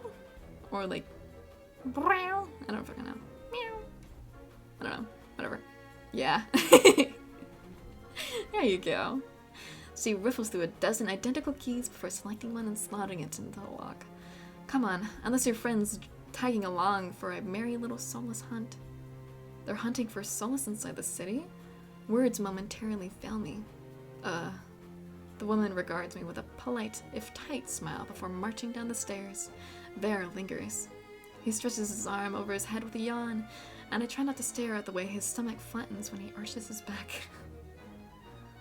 Your little secrets stay with me. Try not to get yourself killed, hmm? Bear hops off the stoop and bounds after the woman. His tail sways merrily, as though he hadn't just lied and threatened me. Did you try that thing I mentioned? The thought knot? The one where you take 3 fingers and actually... Don't tell me. Knowing you is disgusting. Probably a kink thing.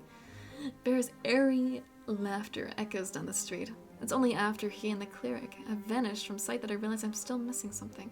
Wait. Reflexively, I shove my hands into my pockets and find it. The room key. I pull it out of my pocket and raise it to the light just to be sure. A nagging feeling distracts me from my relief, and I don't know what Bear's game was or what he wanted from me. All I know for certain is that the Cenobium saw fit to leash him. A fate I could share if that's what his vague warning sent. I lift my eyes skyward bound, past the lanterns gently swaying in the breeze to the Cenobium, faintly visible through the haze. Just one glimpse is all I need, then I can put this all behind me. This time, the key goes in my coin purse for safekeeping. Nice. And that's Bear.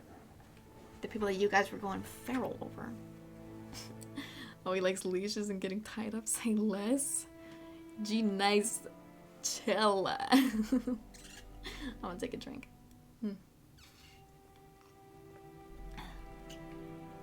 It's easy enough to follow the sluggish river that splits Iridia in two. A colossal bridge arches over the dark water below. I cross as quickly as I can, climbing ever uphill towards the distant tower. Ooh. Hours later, legs aching, sweat beating on my forehead, I finally find what I was searching for. The Cenobium of the luminous void. It stands at the highest peak of Iridia, surrounded by cold white walls, well-dressed people stroll down the walkways, paying no attention to the massive tower in their midst. I'm the only one standing before the gates. I crane my neck up and look. I crane my neck up and up until the top of the Cenobium tower disappears into the clouds overhead. The gates are so heavily enchanted that even standing near them sets my teeth on edge. Alchemically reinforced locks, invisible sigils of alarm, and who knows what else. Knocking seems like a terrible idea, but I don't see any other way of making my presence known. I'm halfway up the steps when something moves in my peripheral vision. A shadowy figure crouches beneath one of the white walls. They reach out and tug on a vine as if testing its strength. Oi, you there! The shadow vanishes as quickly as I spot it, and a gaunt-faced man in a crisp charcoal uniform marches up the steps towards me. Another tourist. Get out of here once you're done gawking. A dismissive wave accompanies his equally dismissive words, and he turns on his heel without even waiting for an answer from me. I look back at where I saw the intruder, but there's nothing. Just the leaves blowing gently in a cool breeze. I'm gonna drink more water. I step away from the gates. Hopelessness washes over me. Hello? A whisper, so close I can feel the warm brush of breath on my skin. I instinctively jerk away, but there's no one beside me. Halfway down the staircase, I spot a woman swaying in the breeze. She's gaunt as a rail, her blouse moth-eaten. I'm unable to take my eyes off her, not because of the way she smiles a little too widely, or the way her tousled braids look unbrushed for days, but because her eyes shine a vibrant, unnatural crimson. I'm both entranced and unsettled by their subtle glow. These days, you need a miracle to get in there. I'm unsure of how to respond, or even if I should. I'm gonna say nothing. After the experience I've just had, I'm not too keen on indulging strangers with small talk. Despite my silence, she maintains her unflinching stare and smile. Lucky for you, I have miracles for free. Whatever she's selling, I'm not interested. My words come out in a tired breath. No thanks. Twitch is advertising your channel to me on the homepage as channels we think you'd like. Hell yeah. Hey! Yeah, Twitch does that to me sometimes too. It'll do that with like Kat. It'll be like, we think you'll like these streamers. Or your viewers also watch like Harley hot takes, and I'm like, yeah, no, I watch these people. I start down the stairs, but she abruptly steps into my path.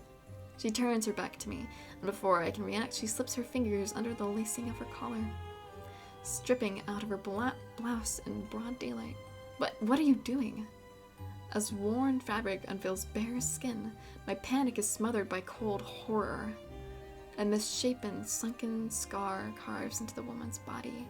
Pitted, gnarled skin snakes down her shoulders, blooming from a gaping hole in the back of her neck. A shuddering breath escapes me. The fuck? By the looks of it, the disease that affected this woman ate away at her spine, leaving her with a hollowed vertebrae at the back of her neck. Wait, I watched Harley? Hopefully, right? You should, if you don't. I'm sure you're just joking though, Ida. How is she able to move? Or breathe? It's impossible. She shouldn't be alive, and yet the power to carry anything can be yours too. The power of the sea spring. The woman slides back into her blouse and deftly laces it up. If I caught your interest, then follow me. It's only a short walk away. Without another glance, she leisurely strolls down the cenobium stairs, loose braids bobbing behind her, the edge of her scar peeking out from underneath her collar. I stand there wordless until I manage to regain my bearings. It's a twisted miracle, but a miracle nonetheless. I wish not. Okay, I see how it is, Harley. What? Harley. People watch you, and people love to watch you, Harley. You're on a race to 0 followers? Well, that's never gonna happen, Harley. That's impossible. That's literally never gonna happen. This could be the stupidest decision in my life, but what choice do I have? I take a final look at the cenobium's shut gates and follow her down the steps. We descend from the higher streets, leaving behind their gilded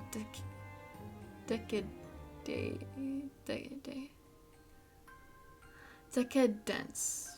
As we cross the river, the wet, derelict districts feel more familiar to me, but the crimson-eyed woman takes me farther, then farther still, until I'm met with an all-too-familiar sight. My gut lurches when I face the open horizon. The city's outskirts are hardly recognizable in daylight, and probably safer for it, but venturing beyond Iridia's walls is the gamble, and I wasn't prepared to take it on so soon. It's not you specifically. You have to start being a dick then, not your wonderful, nice self. Exactly. Gilded dick? What? What are you talking about? What are you talking about? Ugh. It was gilded dick. Keep going straight and the sea spring will reveal itself to you. I bark out a bitter laugh, loud and involuntary.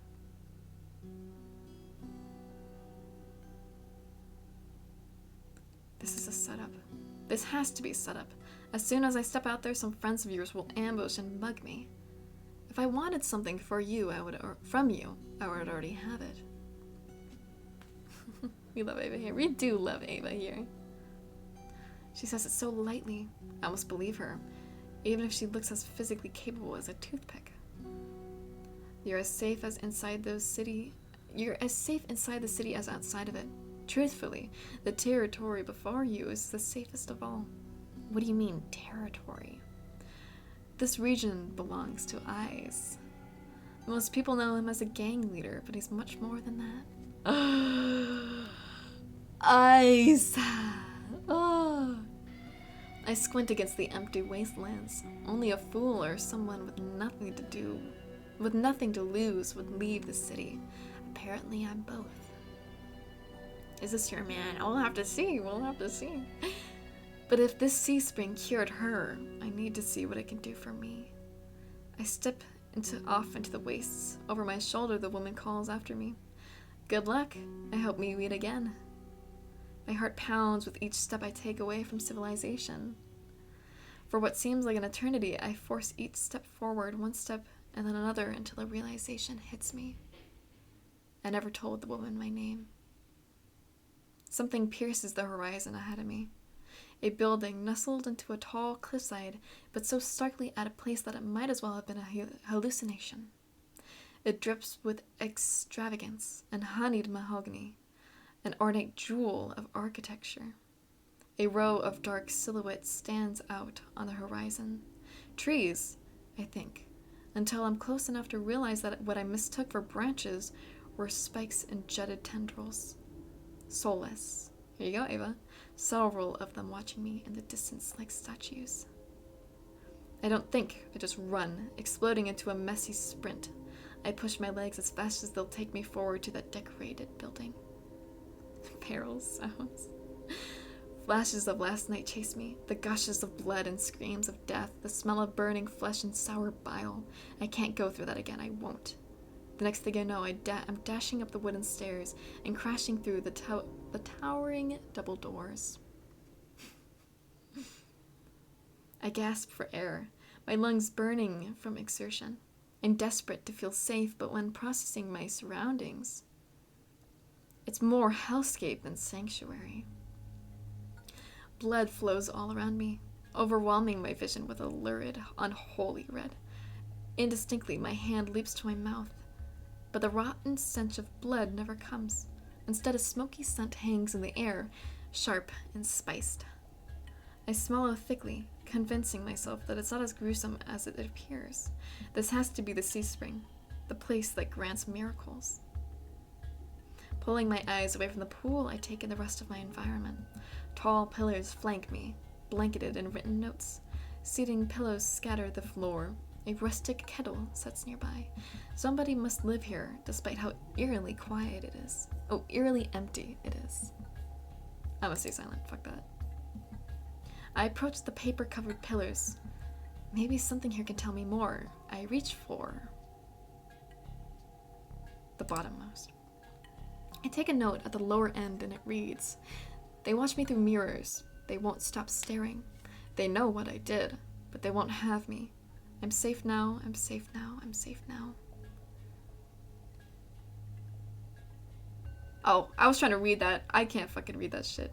The writing deviates into intellectual scrawl. Before I can ponder it further, a sharp chill runs down my spine. Something's watching me.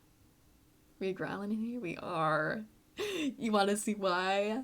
You're gonna have to fucking wait a few seconds. I quickly set back the note, my eyes darting around the wooden deck, but it's still empty, vacant. Finally, I look towards the sea spring. That stillness hides something deeper, something wrong. Hey. I spin around and come face to face with a pack of soulless. They chitter and growl, tendrils and spikes flaring threateningly, all different sizes and species, but sharing one identical trait: glowing crimson eyes. I try to back away, but my heel teeters over the sea spring. I'm cornered. Watch your step, it's deeper than it looks. That voice again. At the sound of it, the soulless freeze, their snarls quieting.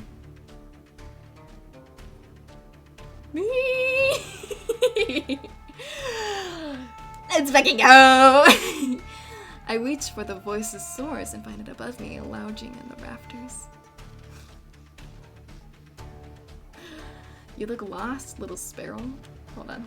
Look at this shit. Look at this shit, dude. Woo! His gaze is a violent crimson, one that sears through me, leaving me feeling raw and exposed. Yeah, here you go, Harley. Here you go. They're the same eyes I've seen over and over. First with the scarred woman, now with the soulless circling me, all bound by the sea spring's blood red. And the shroud of darkness behind him, shapes like massive tentacles twist and coil around the wooden beams. And he's got tentacles, guys. Man, where's Bubs? I can't focus. The soulless' growls ring in my ear. They're not advancing, but that could change at any second. Panic rises my throat as I struggle to track them. Hey. Eyes on me. My stomach rolls as I tear my eyes away from the soulless. Don't ignore someone who's talking to you. It's not polite. For a moment, anger knocks my fear aside. Who is this bastard? Kinky, panting. boy, get in focus. Oh, God, he's so bad. Alright? Right? Who is this bastard? Fuck you. I'm distracted. Oh, fuck you. I look right into his unnerving eyes, holding his gaze, definitely. Fuck you. Is that better? A crooked grin cracks across his face. We'll work on it. I like how his name is Bastard. Wood. You don't even have to tell me that, Harley. Wood is, like, who wouldn't, okay? I scan the souls again. They really aren't attacking. Posturing more than anything else. Almost as if they're waiting for commands. Did you tame them? Power of the sea spring. You'd lick his boobs? Not if I do it first, Ava. The red eyes, the eyebrow scar. Oh, I didn't even notice the eyebrow scar until now. Oh my gosh. I love the horns on the top of his head and the ones that come from like behind his ears and the ear piercing. And the tattoos, bitch. And he's like his oh. Yeah, okay, I gotta chill out. He's fucking sick. They're hungry, so they might bite. You could give them a reason to stop. Oh, you could give me a reason to stop them. Bite them even? I'd bite the shit out of them. How about I didn't do anything wrong? Trespassing?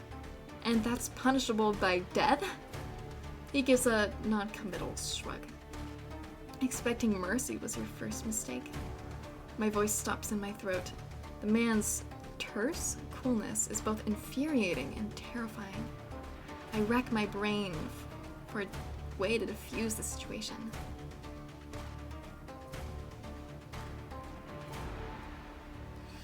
Do we ask for help or do we tell him what he wants?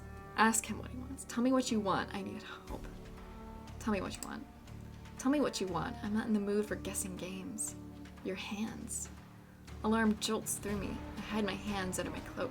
Show me. Why? Won't ask twice. The sharp huff.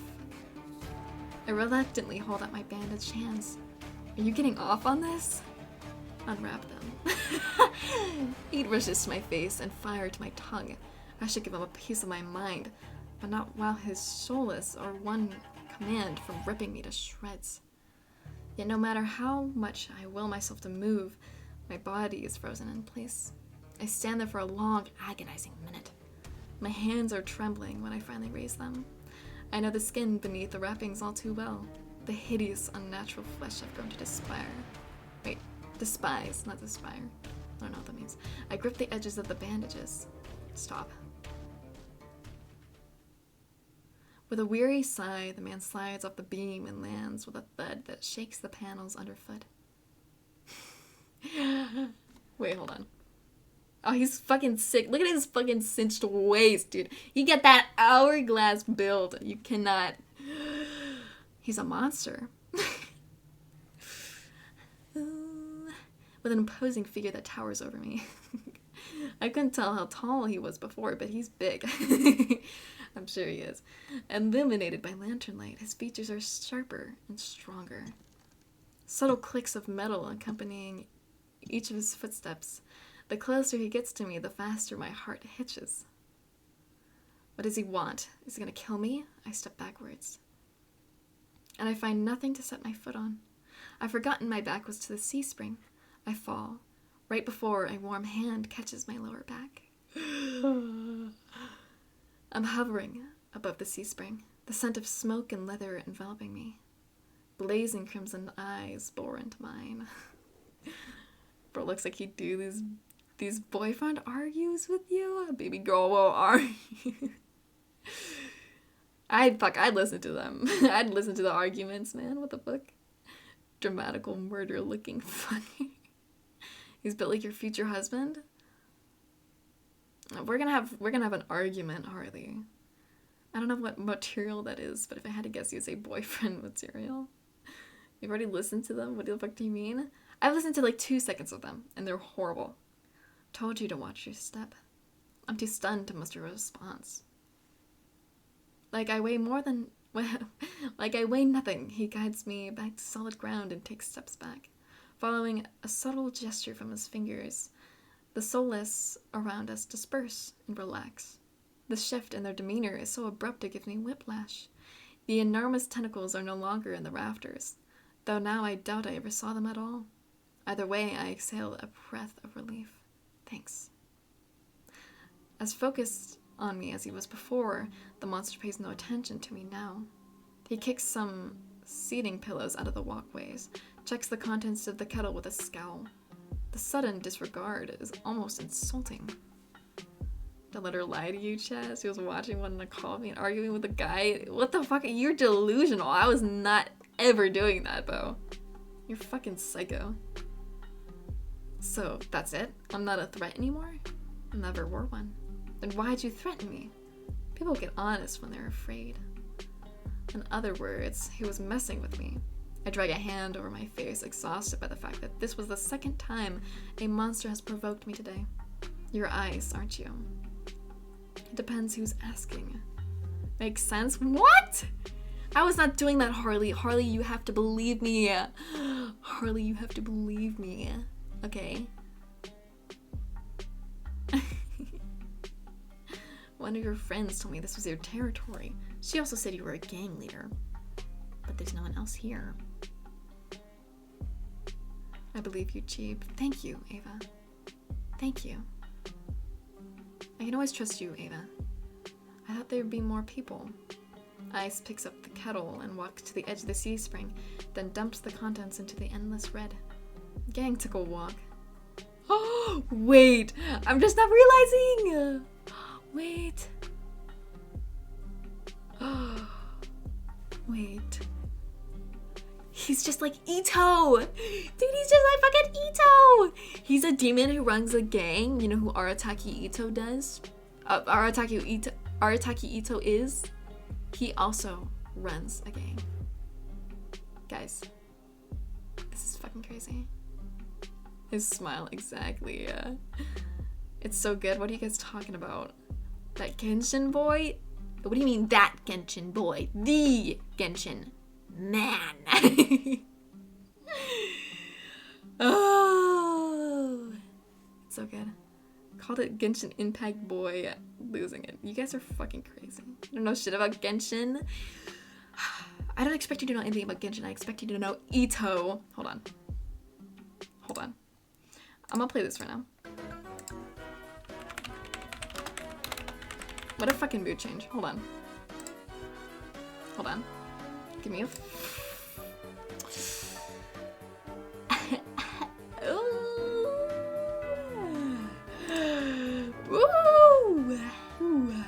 Oh my god, guys. You guys are missing out. You guys are missing out hardcore. Woo! Wait, which one's a better picture? This one? No, this one. Save image. Okay, hold on. Desktop. Arataki Ito. There we go. Save. Go here. Add. Image. Okay. Browse. Desktop. I was not expecting him to be that fucking big. Hold on. Patience. They're like opposites. Dude, they got the fuck. Man, what the fuck? What the fuck? I mean, you know what Ito looks like. What? How are you not like on your knees crying? I'll put him in this corner. And we're gonna pause that. And we're gonna go back to this music. 90% of the boys look like this character. Bo got a maid outfit PNG for the person who made Hard Kitty. Let's go, dude. Love a man with broad shoulders and a tiny waist. Exactly. I was thinking about this. You would love Yamato One Piece. He's got a big booba. What? And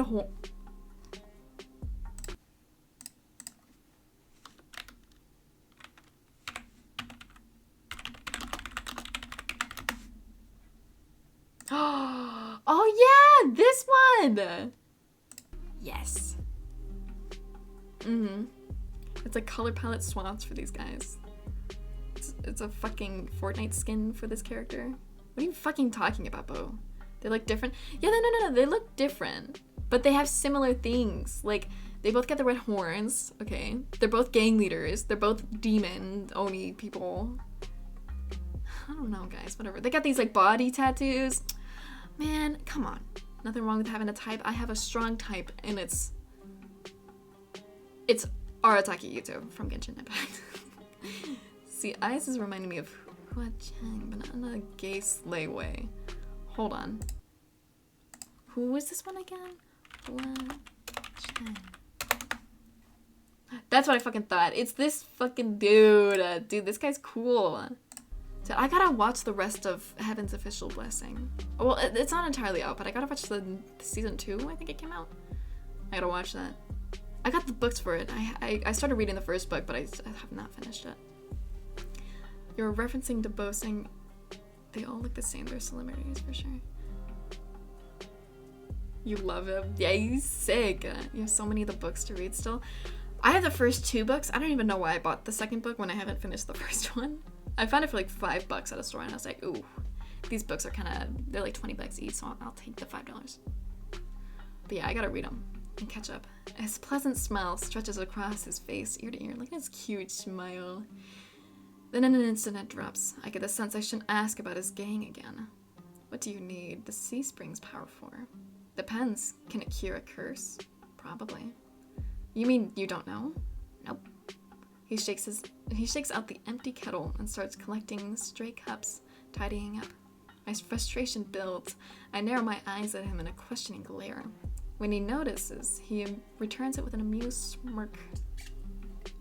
Oh, a drink. Are you being irritating on purpose? Listen, Sparrow. The sea spring can cure anything. Nothing's stopping you from trying it out yourself.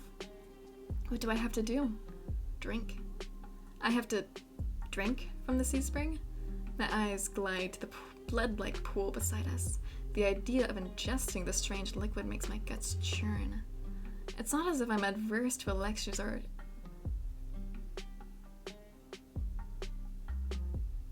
decoctions. I don't know. I made my fair share of them, but one misstep and you can easily meet with a fate worse than death. All good, Harley. Take your time. Is there a price? Always. Eyes taps his temples with a finger. You lose it a little bit. That's it? Might have already beat it to the punch. My humor earns me an amused, fanged grin. This is a little different. When you drink from the sea spring, you forget who you are. Your mind combines with everyone else who drank before you. Humans, monsters, soulless. One big, happy family in your head. My blood runs cold. I've heard of these before. Group minds. Some legends suggest that independent minds can be psychically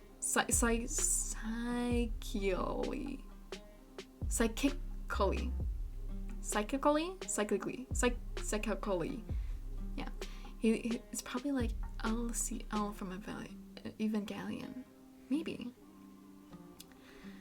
Psychically, I don't know, linked together through a strong enough catalyst. It's never been done before, but something tells me this is real, even if one thing doesn't add up. Your eyes are red too, but you obviously haven't forgotten who you are. Before I can finish my sentence, Ice strides past me towards the entrance. Time's up. Let's finish this later. Wait, already? You barely told me anything. Came on a bad day. I've got somewhere to be. There's still so many questions burning on the tip of my tongue, but my frustration spills out before any of them. I was told to come here for help, but instead I got threatened and kicked out.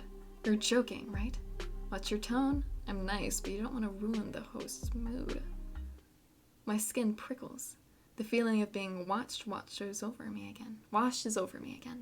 My eyes dart back to the sea spring. A lone ripple dances on the quiet surface. I take Ice's advice and clamp my mouth shut. Ice approaches the nearby Solus, a lanky dog-like one with 6 legs and a crown of tendrils. Several sets of crimson eyes adorn its sides. Its forked tail wags rapidly when Ice squats beside it. He runs a finger through the tendrils, scratching his chin, and pats its head. A gentle smile plays across Ice's lips. The affection he holds for the Solus is painfully clear. I dip my eyes away, my stomach fluttering at the tender sight. It's getting dark out, so this pretty girl will guide you back. Following... Nah, he should call me that shit. The fuck? Following a short whistle from Ice's lips, it trots over to the entrance obediently, tail swaying. I watch the soulless warily. Pretty is not a word I would use to describe it, and the idea of it protecting me sounds absurd. If I decide to drink, how should I find you? Find someone with eyes like mine. They'll point you in the right direction. But think it over. Once you drink, you can't go back. It's a lot to process, but I give a small nod. At least I know I have another option for a cure, as disturbing as it may be. I follow the soulless at a measured distance and watch it nudge the giant doors open with ease.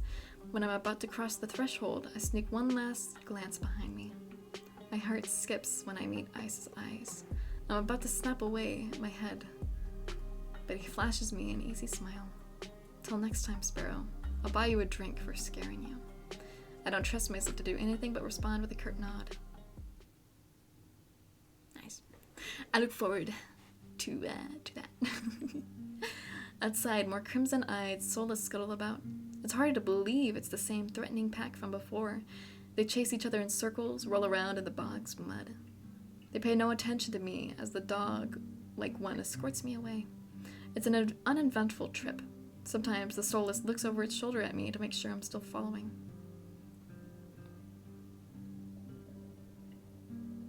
Dusk darkens the sky by the time we reach the city. The soulless sits around and looks at me expectantly with familiar crimson eyes. I'm gonna give it a good pat on the fucking head. As nervous as I am, I carefully glide my fingers through the soulless's tendrils and scratch beneath its chin, just like Ice had. It pushes into my palm in response, rumbling with a sound akin to a purr. The vibrations are soothing, almost healing my fatigue. When it's satisfied, the soulless spins around and scampers back in the direction we came, vanishing into the darkness. It's barely my first day in Iridia, and I've already encountered so many things I thought were impossible, tamed soulless being one of them. I'm gonna drink more water. My head spins. Maybe I should call it a day. Yeah. Nightfall creeps across the streets of Iridia.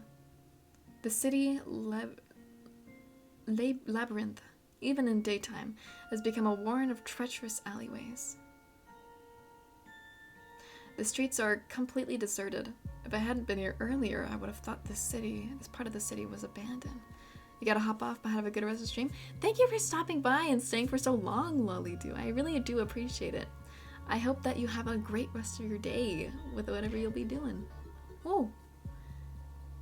Kenma Show, thank you for the follow as well. But yeah, thank you again, Lolly. Thank you again. The art in this game is pretty cool though. No, the art in this game is sick. This game itself is sick. Why are you saying though as if it's not cool? Have a great one. Yeah, have a good one. Bye everyone. Bye. I make my way through the winding streets, doing my best to keep my bearing towards the wet wick. My steps slow when I hear rustling in the dark. I strain my ears, but everything is still. Is the silence playing tricks on me? Something is wrong. The fine hairs on the back of my neck prickle, a frisson of discomfort running down my spine. Something is wrong. My eyes dart from one side of the street to the other, searching for movement, but the shadows are as deep and dark as pools of ink and I see nothing. I can't stay here. I need to reach a busier part of the city. Ooh. Hold on one second.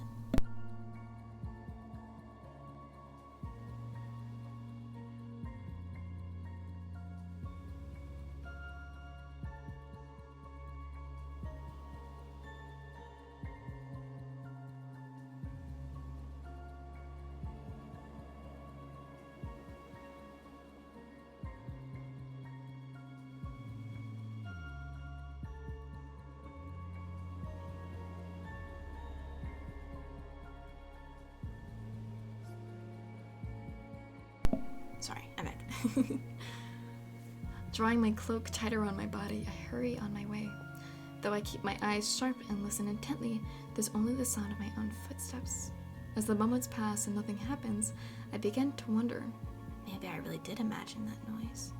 I turn the next corner, and my thoughts come screaming to a halt. My head spins, the world blurring as adrenaline rushes through my veins. Only one thing is clear amidst the haze. The soulless that attacked the caravan. It's crouched over a dark, indistinct shape, a body. A garland of intestines spill from pallid flesh. Pallid? Blood grouts the cobblestones. For a mercy, the soulless is too distracted by its meal to have noticed me. My feet are as heavy as stones, but I can't just stand here. Holding my breath, I take a step backwards. When the wet, slurping sounds don't abate, I take another, then another. Then a shot of... Wait, hold on one second.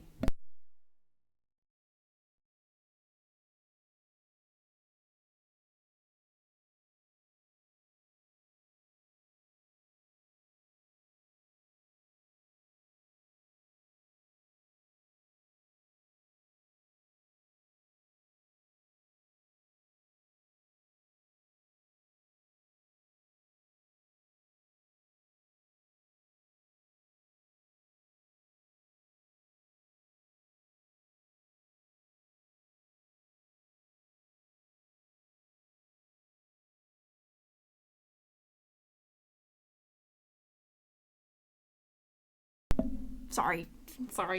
Then a shard of glass crunches under my heel. The world seems to slow to a crawl as the soulless raises its head, blood dripping from its tendrils. Every single one of its sulphurous, bulging eyes fix unblinkingly on me. It's really here. It's come back for me. Run!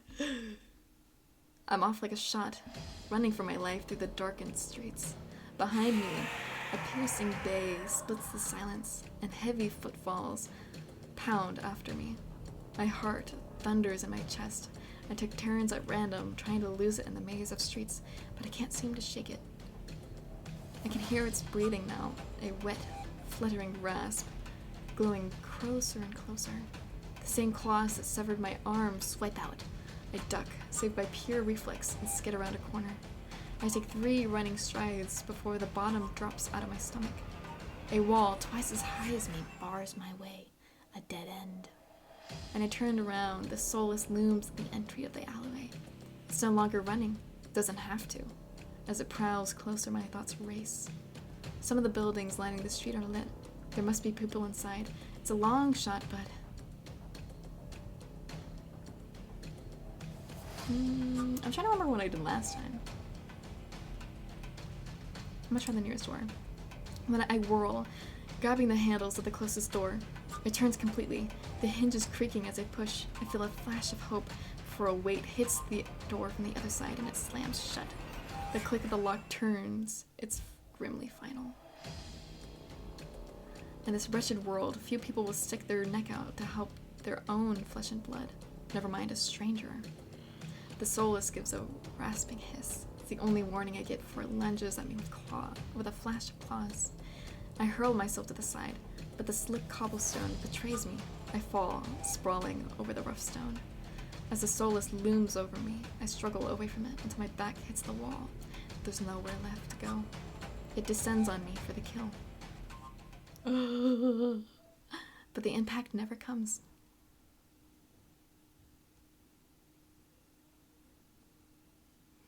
I warily crack one eye open, then the other, not sure whether I should believe what I'm seeing. A hooded figure crouches in front of me, one blood-stained hand outstretched. Blood-stained, not strained. Moonlight silvers. Sorry, I was looking at his eyes. His eyes are gorgeous. Oh, their eyes, sorry, I think. Yeah. Their face and hand are splattered with blood, and the soulless. My eyes dart past my unexpected rescuer to the misshapen form behind them. The soulless eye, many eyes once restless and vibrant, now look dull and waxy. A red pool spreads slowly from under its body. Numb with shock, I can't help but stare. It's dead. After all the people it's killed, nearly after killing me twice, I can hardly believe it. Well, I gingerly take the offered hand. The stranger's gaze dips to my bandages. Pale lips part, on the brink of a question, then close it again. With a strength belling Belying their slight frame, they pull me to my feet. As soon as I'm on my own 2 feet again, they pull away from me and start wiping the blood from their face and hands. Stay there. They turn away from me, stiffly, leaning over the Stolas' gangly body. With their back towards me, I realize that I saw their hooded silhouette at the cenobium. I'm gonna call them short. You saved me? Yeah, you saved me. I shouldn't have had to. Their harsh response takes me aback. Before I can formulate a response, they continue. What are you thinking, traveling alone at night? This is far from the worst thing haunting Lowtown. I can't make heads or tails of them. First they save me and now they scold me? Lessons learned. I could go without the lecture though. To my surprise, they break eye contact.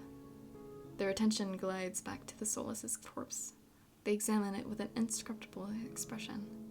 I clear my throat to fill the silence. I'm gonna take another sip of water. I'm Cheeb. Min. Suddenly, Min tenses.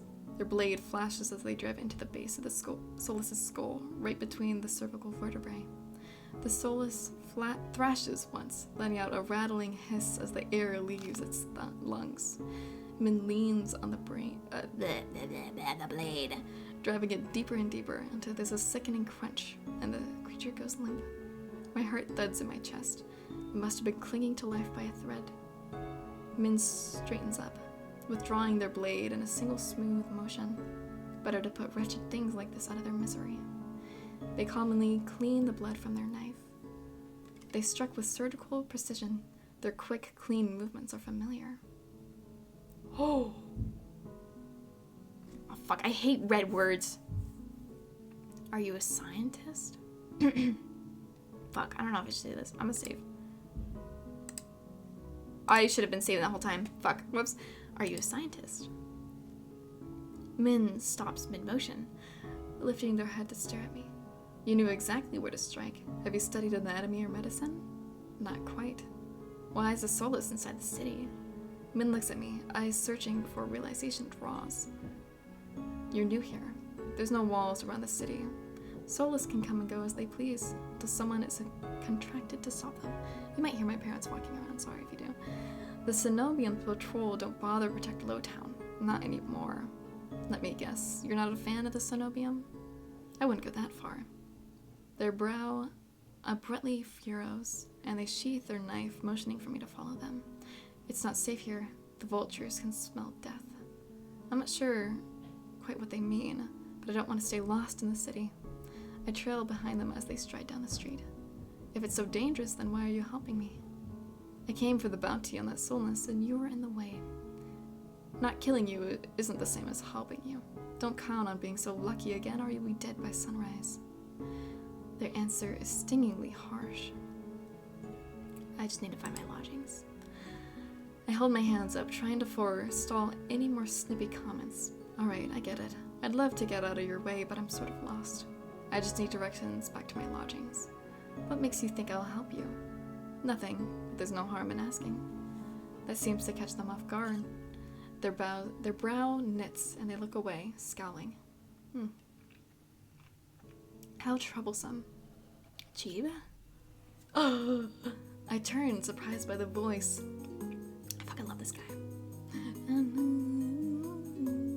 mean, looks like he's snatched up too. Damn! They all snatched up. Oh my god. I turn, surprised by the voice. Kiros walks down the street towards us. His white and gold clothing is pristine, despite the grime of the city. Hello, Min. I see that the Solus was your work. Min shrugs. There's a familiarity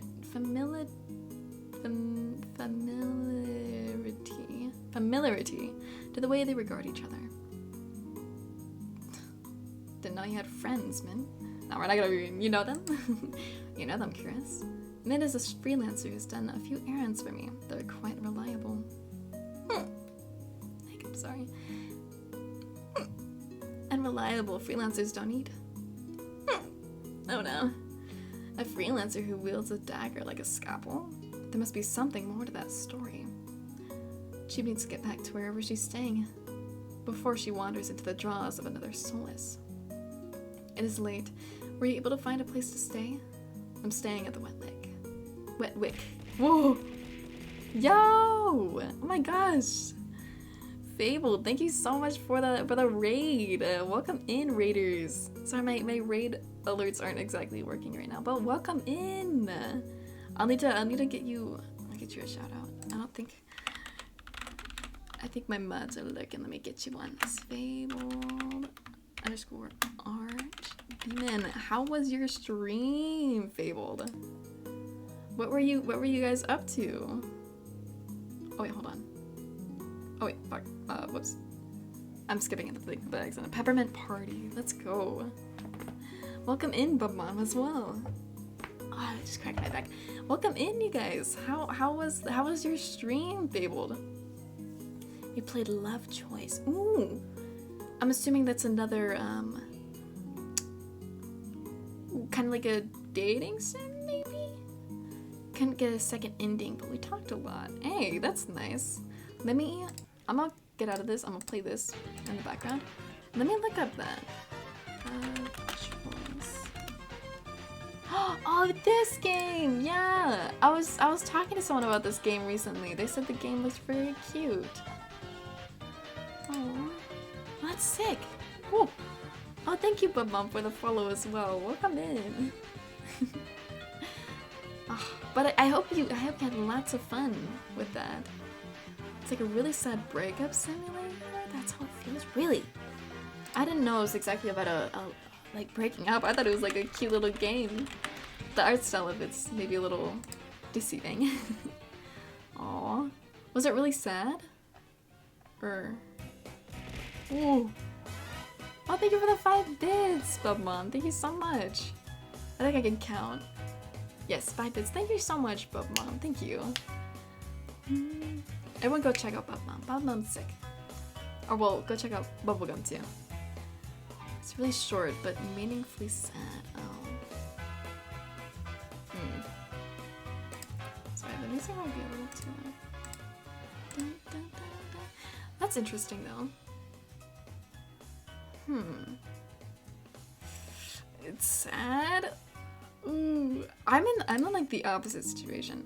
I'm playing this one and it's a little bit scary, kind of. It's like, it's not really that scary. I mean, it was scary the first time I played it, but this is my second time playing it, and so it's not as scary. It's not as bad. But again, welcome in, raiders. If anyone needs to go take like a little break, like if anyone needs to go eat some food or just stretch or relax, definitely feel free to. Feel free to stay as well. We're just going through this. You wanted to play this. I highly suggest it. It's really cool. But if you're gonna play it, maybe don't spoil yourself too much by watching this. Because there's quite a bit of twists and turns. Was this about a heart rate monitor? Yeah, it's up in the corner. Kind of. Not really corner, it's like the top left. Yes, I have a heart rate monitor on while I'm playing this. And my heart rate runs high, so if you notice my heart rate's high, it's normal. It's normal. But yeah, I would really suggest this game. It's my second time playing, and it's amazing. I'm still waiting for the full game to come out because it's just the demo, but it's really good. It's really good. All the different options are up in the left top corner too. Oh, I'm staying at the Wet Lake. Both their faces fall. I see. Would you like a guide? It might be preferable to wandering. It might be preferable to wandering about alleyways. That would be nice. Min clicks their tongue and sighs, sounding mindingly put out. Going to the... Ooh. There's a lot of big words in this game, though. A Marless district. That gaudy cesspit? The art reminds you of Arcana, a mobile dating sim. Yeah, someone else was saying that, too. It was either Ava or Molly, I don't remember which one. But, it actually, there are a few artists, I believe, that worked on both games, I believe. So that's why they look a bit similar. But yes. Yes. I love the art style of this game. It's amazing. But a lot of people have been mentioning Arcana. I might have to try it out, maybe. I wonder if there's a... maybe not. I was maybe wondering if they have like a desktop one. I could play it live. But it sounds interesting. It's been brought up pretty often. This way. Despite Min's clear distaste, when Curious leads me down the street, they keep pace with us. Catching my curious glance, Min's eyes narrow. It's not safe this late. I don't care about you, but Curious is the only doctor worth a damn in this place. Are you like this with everyone? There could be, but both are beautiful. Really? Dang. I'll have to check it out more in depth. I looked it up a little bit, just because there's one of the characters that look a little bit similar to one of the characters. Ooh. You don't mean to read and leave, but you're about to have a date night. Oh, well, congratulations on having a little date night, Fabled. I hope that your date goes amazing and that you have a great night. I appreciate the raid again. Thank you so much. Hope you have a good rest of your stream. Thank you. I hope you have a good rest of your night, I'm assuming. And best of luck with the date, Fabled. Thank you again. I can't tell if that's a cat scratching at my door or not. But thank you again, Fabled. The deadpan look man gives me is an answer enough. I catch Kira's hiding a slight smile. Thank you. Of course, you don't have to thank me. You're all good. But thank you again. I suppress a sigh and resign myself to having a grumpy shadow all the way back to the wet wick. The route Kira takes is completely different from my slow meandering earlier in the morning. In no time at all, he cuts through the darkened streets and twisted alleyways. It seems like half the city has poured into the... I still don't know how to say that word. Into this district. Colorful streets, laughter, clinking glasses, and music assault my ears from every direction. Yet the most noise still comes from the wet wick. Its doors hang wide open, lanterns lit. Here we are. He moves towards the door. Wait, hold on. Yeah, I knew he would have his hand behind his back. Hold on, I'm gonna open my door for one of my cats scratching at it. It's Karma. I already know it's Karma. Come on. Come on. Welcome in, Karma.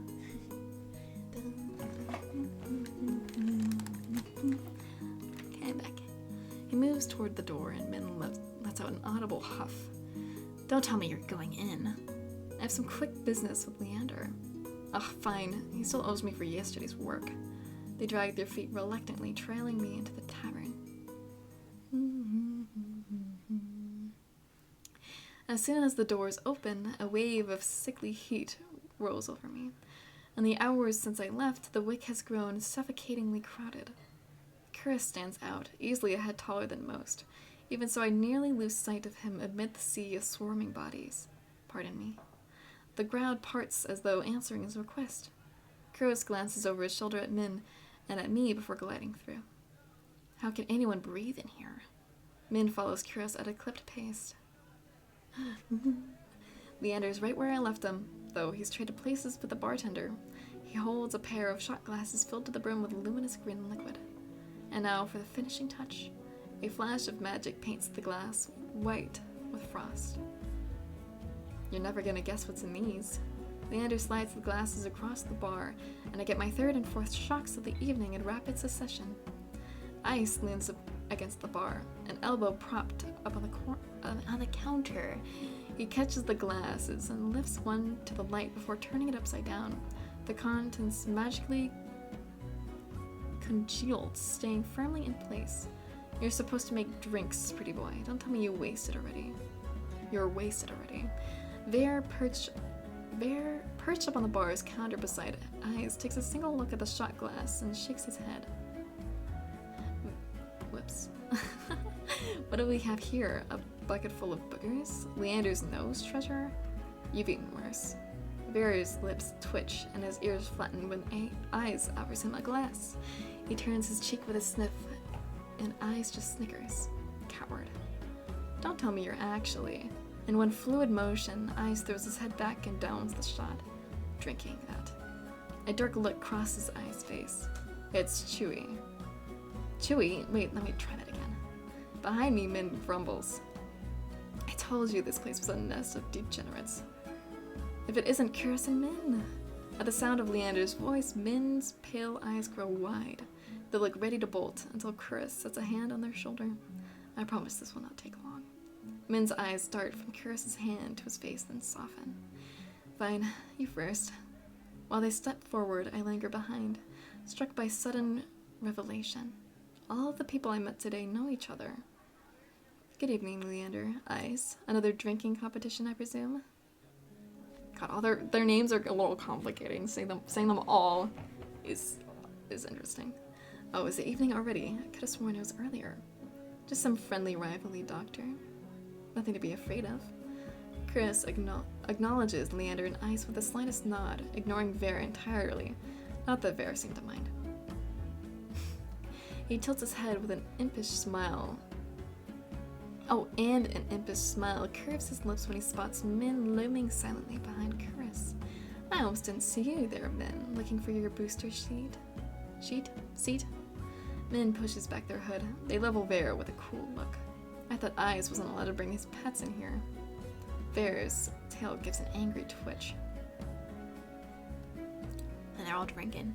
I'll take another drink. At the first sight of an impending fight, Leander vaults clear over the counter. He slides in between Eyes and Curious. Now, let's try to keep the peace. It's not every day the esteemed doctor takes us all up on a drink. His arm snakes around Curtis's shoulder. You're finally taking me up on that drink, right, Curtis? I'm afraid not. We're merely escorting Chi back to her lodgings. Curtis gestures in my direction, and my stomach sinks. I reluctantly step into the light. As soon as he sees me, Leander's face brightens. It's been too long. Everyone, this is Chi. She's new to Iridia. I feel 5 pairs of eyes fix onto me, and suddenly the bar feels suffocatingly small. My voice catches in my throat. We've already met. Actually, I've already met everyone. You've already met? Eyes and Vera level with me, with subtly amused expressions. Vera's tail gives a lazy wag. We did, not that long ago either. I'm starting to suspect she's stalking me. He looks far too pleased with himself when I roll my eyes. Look at his fucking... Oh, hold on. Look at this shit. This is so cool. I love his outfit. I would fucking steal it from him. This calls for drinks. What else does everyone want? In an instant, all eyes turn to Leander, freeing me from the burden of attention. I still can't believe they all know each other. Watching them talk amongst themselves feels surreal. But for the first time since I undertook the journey to Iridia, I feel a faint glimmer of hope. I think, no, I know I was meant to meet them. The low, pleasant rumble of Leander's laughter pulls me from my restless thoughts. Ha, won't color me surprised. You make friends fast. I won't go that far. We're more like acquaintances? A wise man once said that acquaintances are merely friends you haven't shared a drink with yet. A wise man? You said that here last week. I can hear Min's lip curl with distaste from across the bar. Leander clears his throat and continues, I don't know the word. Let's toast to my health. Woo! Care to join in, Doctor? Chris politely declines with a wave of his hand. How about you, Min? No. Are you? No. A resounding pop pierces the din of the bar, while turn in the direction of the noise. Vera looks almost bashful as he accepts an overflowing flute from the bartender, poured from a bottle so old its label has been worn blank. I'm mixing up my words so badly. They serve champagne here? Since when? Vera pauses in the middle of licking champagne foam from his fingers with a coy smile. You don't mind, do you? And a transformation as impressive as his magic trick, the concern on Leander's face vanishes. He laughs softly. No, be my guest. I know you got an expensive taste. Then he shoots the bartender a frantic look. Unbothered or uninterested in his company, Ice cants his head at me, a light smile on his lips. How about you, Sparrow? I did say I'd buy you a drink earlier. No, my treat. Ice regards Leander over the lip of his glass. In the dim light, the glint in his crimson eyes look downright dangerous. What'll it be? Water's fine. I like water. Allow me. Leander pushes away from the counter to go flag down the bartender, leaving me with Curious, and more distantly, Min. I'm not the least bit surprised that neither has bothered ordering anything. They both seem ready to leave at moment's notice. Water is a wise choice. Is it your doctor's duty to encourage being sober? But Curious shakes his head with a patient smile. The drinks here are notoriously watered down, most likely to cut costs, but only encourages the patrons to overindulge. Min looks up from adjusting the laces on one of their bracers. The only reason anyone bothers coming down here is for the cheap rooms and cheaper drinks. Perfect condition for terrible mistakes. It almost sounds like you're speaking from experience. Their pale face reddens and they look away, scowling. Leander returns with a glass of water that I accept with murmured thanks. He claps, drawing the attention of the group. Alright everyone, let's toast. May my stay in Iridia be full of bright adventures and discoveries. I'll be full of something. Leander, Eyes, and Vera raise their glasses in unison. Min only crosses their arms and Curious watches with polite indifference. The water is bitter, cold, and tastes faintly metallic, but I savor it all the same. Speaking of water, I'm going to take another sip of water. Gradually, the din of the crowded bar fades to low murmuring. I find myself relaxing for what feels like the first time in years. Aren't you the popular one? I'm guessing you met Curious first. It would be more accurate to say that I found her. He saved my life. I merely performed my duty as a doctor. Although I must admit that I was confused when I woke up missing all my clothes. Leander makes a choked noise. Somewhere behind him, Min sighs. It's not what you think. She was in grave condition. I could hardly treat such injuries through tattered clothes. The silence that follows stretches uncomfortably long. I look away, unable to face Curious disappointment, and catch Ver snickering behind his hand. That's my cue to change the topic. Curious isn't the only one who saved me today. Don't you listen. I didn't save you. You were just simply there. That's Min for you. Leander reaches for Min, but they duck under his arm with practiced ease, without so much as looking his way. As reliable as they are moody.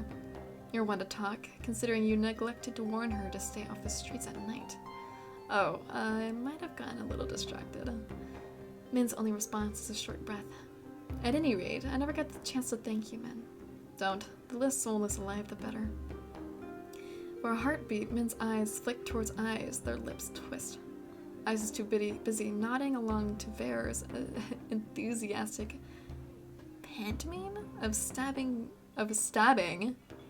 to notice. What? Lost, no doubt, in an enthralling discussion. I've had enough of this hellhole. Let's go. Min and Curious share a brief look. Then the doctor speaks up. Very well, but there's something I must discuss with Leander, if you'll excuse us. And just like that, the three of them depart, leaving me alone to sip my water in silence.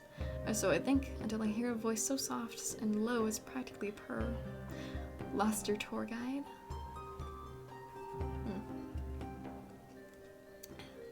I turn to find crimson pink eyes trained on me.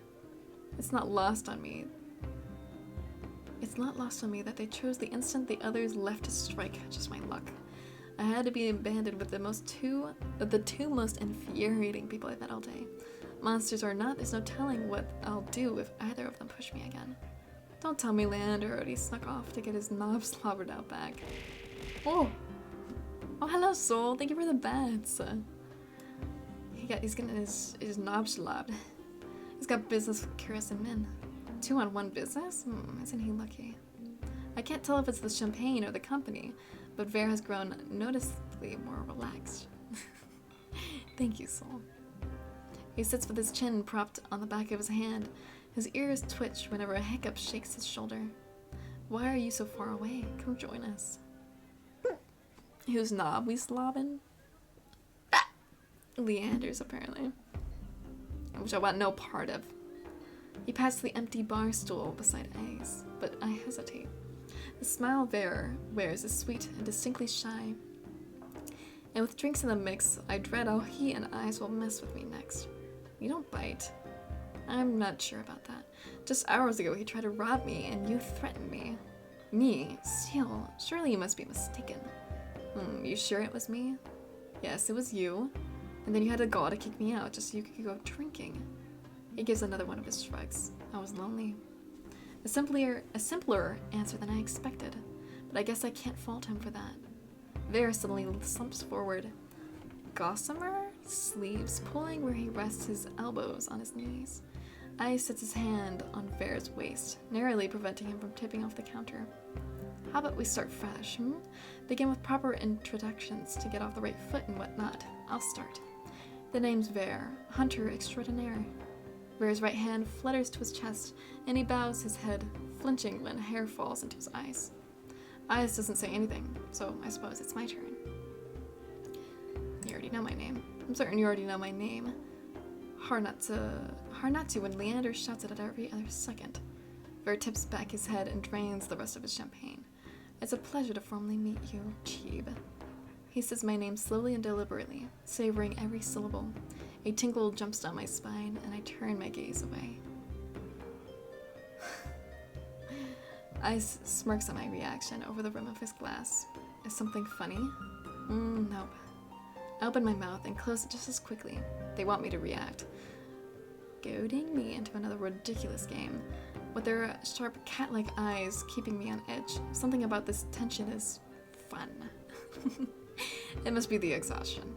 A flash of white over I's shoulder catches my eye. Across the bar, Curious heads for the door. I don't see Leander or Min, but it feels wrong to let him leave without saying goodbye. Wait. Yeah, I'll be back. Ver hums and wags his finger at me as I leave. I slip through the crowd, careful not to touch anyone, but just as I'm nearing Curious... Gah! I stagger, shoulder checked by a man with a neck thicker than both my thighs. He stares down at me, nostrils flaring. Out of my way, shit stain. Asshole. I mutter while massaging my throbbing elbow. The roughneck wheels around, shoving a bloodhound out of the way so he can close in on me. What did you say? I don't know why I made him British for some reason. He shoves me backwards, sending me stumbling to the sticky floor. I'm fine, but my heart leaps in my throat when I see the roughneck bearing down on me. You trying to start something here? The roughneck freezes, his fists cocked. A group of bloodhounds called by the commotion circle him, sizing him up. For what feels like an agonizing long moment, the roughneck looks from me to the bloodhounds. Finally, he sniffs and spits on the floor next to me, the lob narrowly missing my cheek. Screw it, too many freaks in the circus tonight. He turns his back on me and comes face to face with Eyes. A dangerous smile spreads across his face. You'll do. What happens next is a blur. Eyes' fist crashes into the roughneck's jaw, causing an eruption of gasps, shouts, and even cheers around us. I scramble to my feet, right as the frantic crowd swarms around me, cutting off my sight of everything and everyone. Through the ruckus, I hear Leander shouting. Hey, Eyes, take it outside. Ignore them, everyone. Look, drinks are on me. With those 4 words, the wick erupts with hoots and hollers. The ring around me disperses as bloodhounds and onlookers rush to the bar. Through the thinning crowd, I catch a glimpse of familiar faces. Eyes vanishes out the back, dragging the roughneck behind him. Curious, lingering near the door, searching, I suspect, for any wounded before he departs. Min draws their hood up tight as they slip out the side door, while Ver leans over the counter to swipe a glass of wine behind the bar. And Leander, seated at the opposite end of the bar, gestures dramatically and apologetically at the bartender. In the space of a heartbeat, I realize that there's no telling when or if I'll see any of them ever again. Whoever I pursue may be the last person I get to speak to tonight, and I follow. I want to save here. This is cool. Okay, yeah. So we're at the end of the demo. Kind of on the stretch a little bit. We get to follow one of them. We're gonna come back to this. We're gonna do every person. Should we leave Eyes for last? We're gonna do them first because I've already done this one, so I already know what happens. Morbid curiosity draws me after Eyes. I sink back, slink out the back of the wet wick. Ooh. Ooh. The alley's dead silent. Not really what I expected from a fight. Ooh. Cat just jumped on my desk. A dull crunch reaches my ear, then a thud. I peer around the corner of the building, careful to keep hidden. Dark, glistening red splatters the ground, spidering through the seams of the cobblestone. It guides my eye to a collapsed body across from me. Once so violent, the roughneck is now a little more than a sack of crumpled flesh blotted with mud. Ice exhales, his breath misting against the cold air. Blood flecks his knuckles as he looms over the motionless body, his feet on either side of it. Fear spreads like ice in my bones. Moments ago he was joking and friendly with the others, but now ice crimson eyes find me in the dark. Not running, Sparrow. I warily rise to my feet, moonlight illuminating my face. I thought I was out of sight. Got eyes in the back of my head. Ice steps out the roughneck. My eyes stay locked on the body. It's wet with layers of blood and grime, completely still. He's alive. Are you sure? Calling me a killer or a liar? A liar. Which I guess is both. In that case, he's dead. I squint, and he smirks back. Don't believe me? To be honest, it's hard to believe anything coming out of your mouth. I'm a liar, after all. His bloodied knuckles catches my attention. He tries to rub them clean, but ends up smearing the blood around more. I keep making bad impressions on you. I didn't know you cared about my opinion. Just preferred you didn't piss yourself when we talk. Annoyance bubbles in my chest. Well, I'm not pissing myself, even with your bad impressions. Impressions? Yeah. Like the first time we met, Ice chips away at my fear, replacing it with irritation instead. Ice kneels beside the roughneck and frisks him. I can't help but wonder if the crime was worth the punishment, but I hold my tongue. Deftly, Ice's hands search through the roughneck's pockets. It doesn't take him long to find his prize, a cigarette in a matchbox. He strikes a match, sparks flying up his angular features with a golden glow. It's distracting for a moment, but my gaze inevitably drops back to the muddy body. You're just gonna leave him there? Ice draws deep from the cigarette. He exhales heavily, smoke curling past his lips. I breathe in the sweet spice scent of cloves. Whoops. As tension melts away, he looks at me with cool, lidded eyes. Should I give him a blanket? Unbothered by the maybe corpse, he takes a seat on a crate opposite the bar. I stand awkwardly, forgetting why I came out here in the first place. An unpleasant silence stretches between us. The weather's nice. Cold, murky, and humid is what he means. I want to believe he's teasing me, but for all I know, this is pleasant for Iridia. Was Princess good company? Who? He takes another long drag, his metal rings catching the light of the cigarette in a flash of red. The soulless who escorted you back. You named it Princess? Jealous? A little. I returned his smile. You have no idea. I think your nickname's more fitting. Sparrow. Not sure where Ice got it. Maybe I should tell him to call me by my name, but it's kind of nice. Not that I'd ever tell him that. Before I can dissect my feelings, I quickly change the subject back to the soulless. She was cute. She was kind of cute, in a weird way. I glanced absent-mindedly at my hand, remembering how she nuzzled into my palm at my touch. Ice's... That part's so hard to fucking say. Ice's hands. Eyes. Yeah. Ice's eyes softened for a brief moment. That's a fucking tongue twister. Her tail wouldn't stop wagging when she got back. The group of them don't get much attention. Think she's cute now. Wait till you see her tricks. You taught her tricks? Princess is a smart one. She'll learn anything if you have the right words. Or words. Sounds about right. The idea of tamed soulless is still so outlandish to me. I was mauled by a mindless, bloodthirsty beast, and now he's talking about them like they're pets. My cat is sleeping on my lap. It's very cute. But it's possible, all because of the sea spring. I need to get the answers he wouldn't give me before. I carefully take a seat beside him on the crate, contemplating my strategy. He doesn't seem to mind. He closes his eyes, tilts back his head against the wall, relaxed. Without the presence of his intense gaze, I find myself ease up too. as long as I keep my attention from the bloody heap across from us. I glance over at Ice and allow my eyes to linger. Or we're fucking checking him out. A sea glass-colored tattoo spirals up his arm, painting over grooves of muscle. Silver jewelry glints in the moonlight. It draws my eyes to his bare chest, rough hands, carved jaw. His ears, his horns, his pupils. Everything about him is sharp, even the fangs that only show when he grins. But as dangerous as he appears, I can't help but want more. Want to know more. Whoops. Yeah, want whatever. I wonder how recently he crossed over to this world and why. What's your verdict? I whip my head in the opposite direction. What verdict? Got along? Good luck? Are you impressed or do I need work? My face grows hot. You're annoying or I've seen worse. You're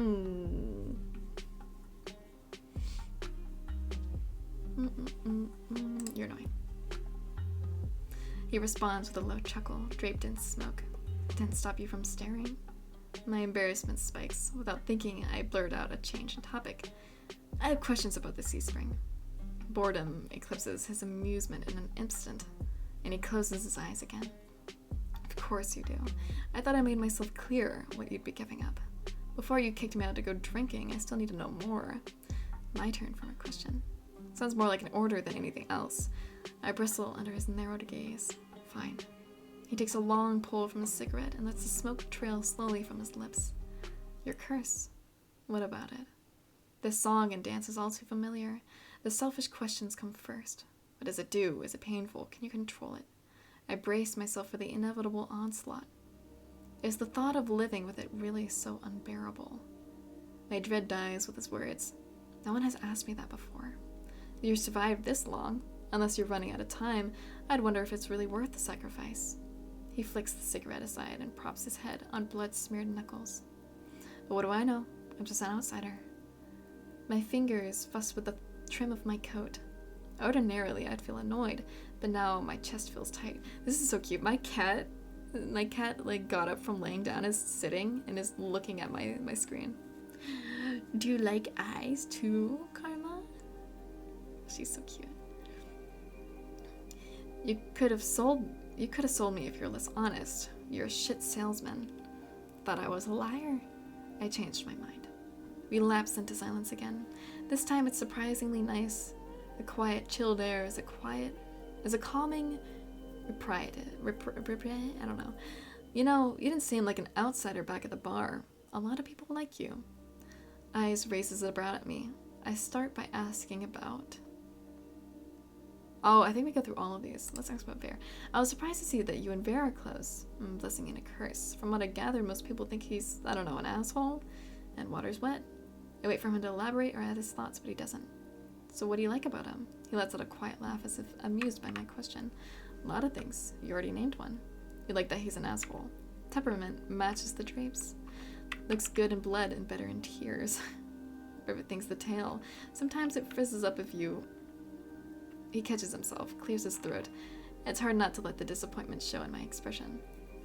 Vera is one of the most honest people you'll meet. Just don't listen to a single thing he says. My cat is like grabbing at my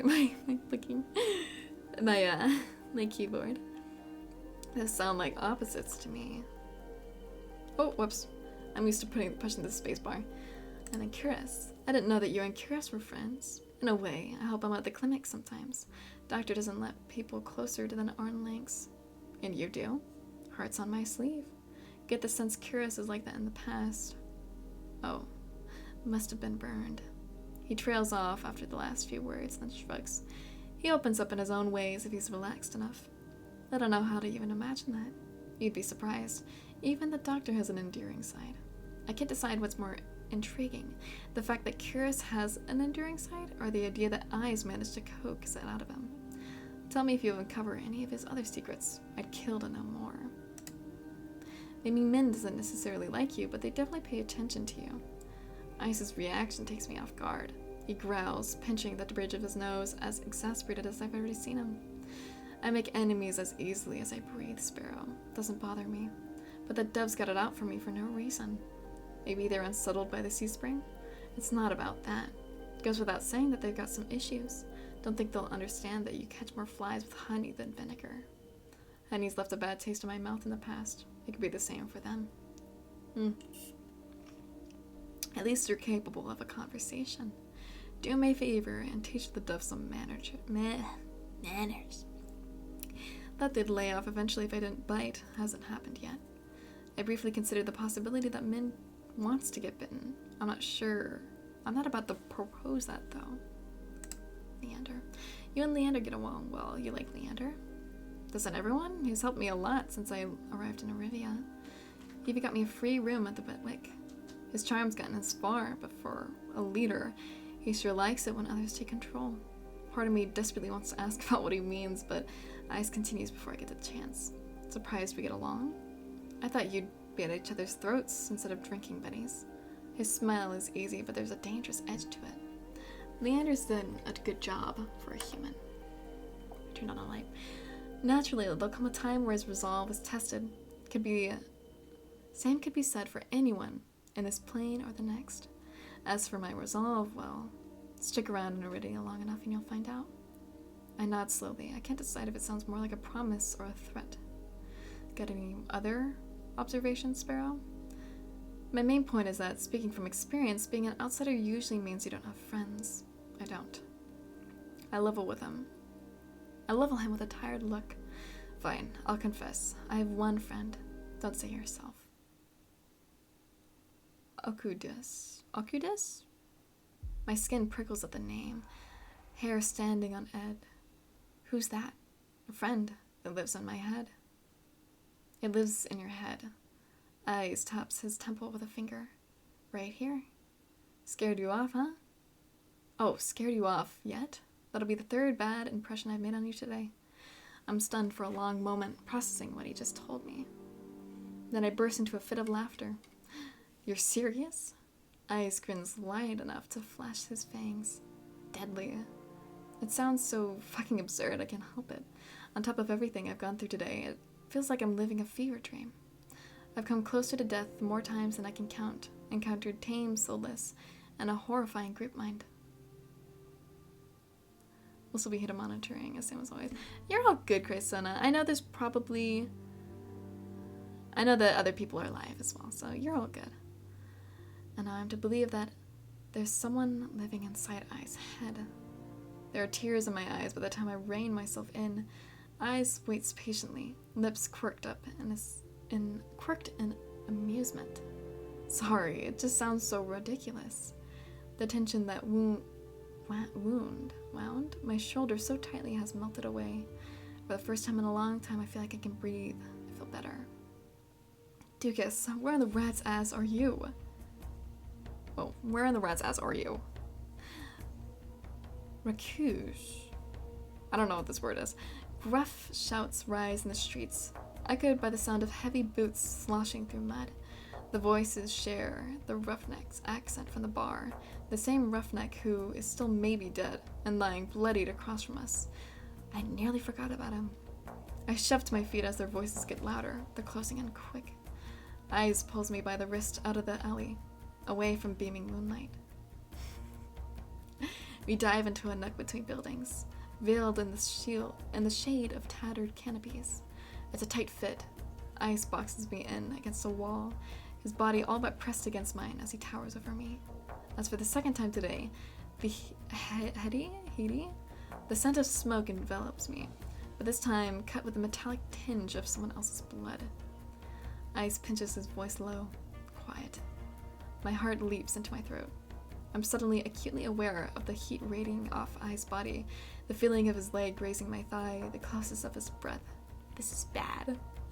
I squirm against him and earn a burning crimson glare. Do we really have to? His hand covers my mouth, muffling my whispers. He shakes his head, don't. Damn, he's over here. Dukas, wake up, you bastard. A group of individuals, all brandishing spiked weapons, fill the alley. They all wear violet sashes, some kind of uniform. I wish I could see what they were doing, but Ice's arm blocks my sight. My eyes trail up the teal markings. They coil around his arm, his bicep. They lead to Ice's collarbone, to the cord hanging around his neck, and to the smuggest smirk I've ever seen. Oh! I can bite him? No fucking shot, dude. We're gonna fucking bite the fuck out of him. Why are we biting him? This doesn't make any sense. Where did we get this off? Oh, I'm saving. Hold on. I'm saving this spot right here. We're gonna bite the fuck out of him. I move before I can think, opening my mouth enough to bare my teeth and bite down on Ice's palm hard. He winces, surprise flashing across his features. His hand leaves my mouth, and I gasp in air. My breath is ragged from the adrenaline, but it's only when I lick my lips, when I taste the metallic tang of blood, that I realize I broke skin. Panic builds in my chest. My body tenses, bracing for his reaction. Every movement he makes is slow and deliberate. He bends down, leans close to my ear, and in a husky whisper I can only hear, "At least someone could draw blood today." What does that mean? I don't know. Did he not earlier? A hot thrill jolts through me. For a heartbeat, I forget to breathe. Voices in the alley grab Ice's attention this time. Shit, he's got more broken ribs than whole ones. What kind of freak did this? Fan out, find the cocksucker responsible. You three, take Dukas back to base. At least he's still breathing. The alley clears out as footsteps rush away from us. We stay still until they're distant, melting into the rumble of the quarter. When we finally step back into the moonlight, the night air is ice on my skin. I feel dazed, and the need to keep my eyes off Ice at all cost. Was that really necessary? The tremble to my voice is nothing but embarrassing. Could I ask you the same thing? Didn't know sparrows could bite. You're lucky I didn't do worse. Try me. The thought of wiping that shitty grin off his face is definitely tempting. Staying hidden was the best option. Would have been a hassle to run into them with you there. What, because I'm dead weight? Because 3 bad impressions are enough for one day. The answer's too vague for my liking, but he's probably right. Either way, I don't have the energy to argue. Come on, Sparrow. Let's get you home before you're framed for murder. Very funny. We reach the front of the wet wick too quickly. I hate to admit it, but I don't want to separate from Ice yet. And not because he never answered my questions. He's infuriating. As easy as he is to make me feel on edge, he makes me feel safe, secure somehow. You know where to find me. At the creepiest place in the world. Take your time before you decide to drink. I happen to like your shitty attitude. It takes me a moment to process it, and my eyes flitter to my feet. I'll keep that in mind. When I glance back up from the ground, Ice is already down the street, disappearing into the throng of people. No fanfare, not even a wave. Asshole. Okay, I'm gonna save here too. Because, believe it or not, when you click, it just says, hey, this is a demo. This is not continuing. So, we're gonna go back to the main menu. And I'm gonna click this little funny exit button. Oh, I'm behind the thing. I'm gonna drag myself over here a little bit. I was gonna do all of their like little mini things, but I feel like just with timing and things, things died on the stretch. So I'm gonna see who's live, and we'll rate out. If you guys will see if I decide to stream again this part of it. Let's see. I think I know who we're gonna raid. We're gonna raid Harley. Ooh. So thank you for the bets. Thank you. Let me put my things in the chat. Here's a list of my socials. Specifically, here's a link to my Twitter, where I'm most active. If you are interested in joining the Discord, feel free to join with that link as well. And here's the raid message as well. So feel free to copy that. And yeah, we'll be raiding it Harley in just a second. Dun, dun, dun, dun.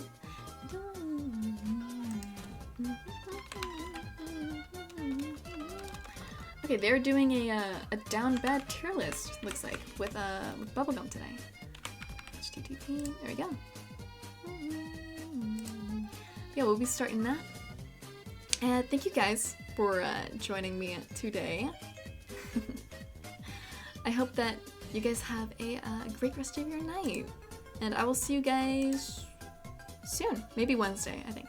We'll see. But yeah, thank you again for joining, and have a great time in Harley's and Bub's little collab that they're doing. Thank you guys.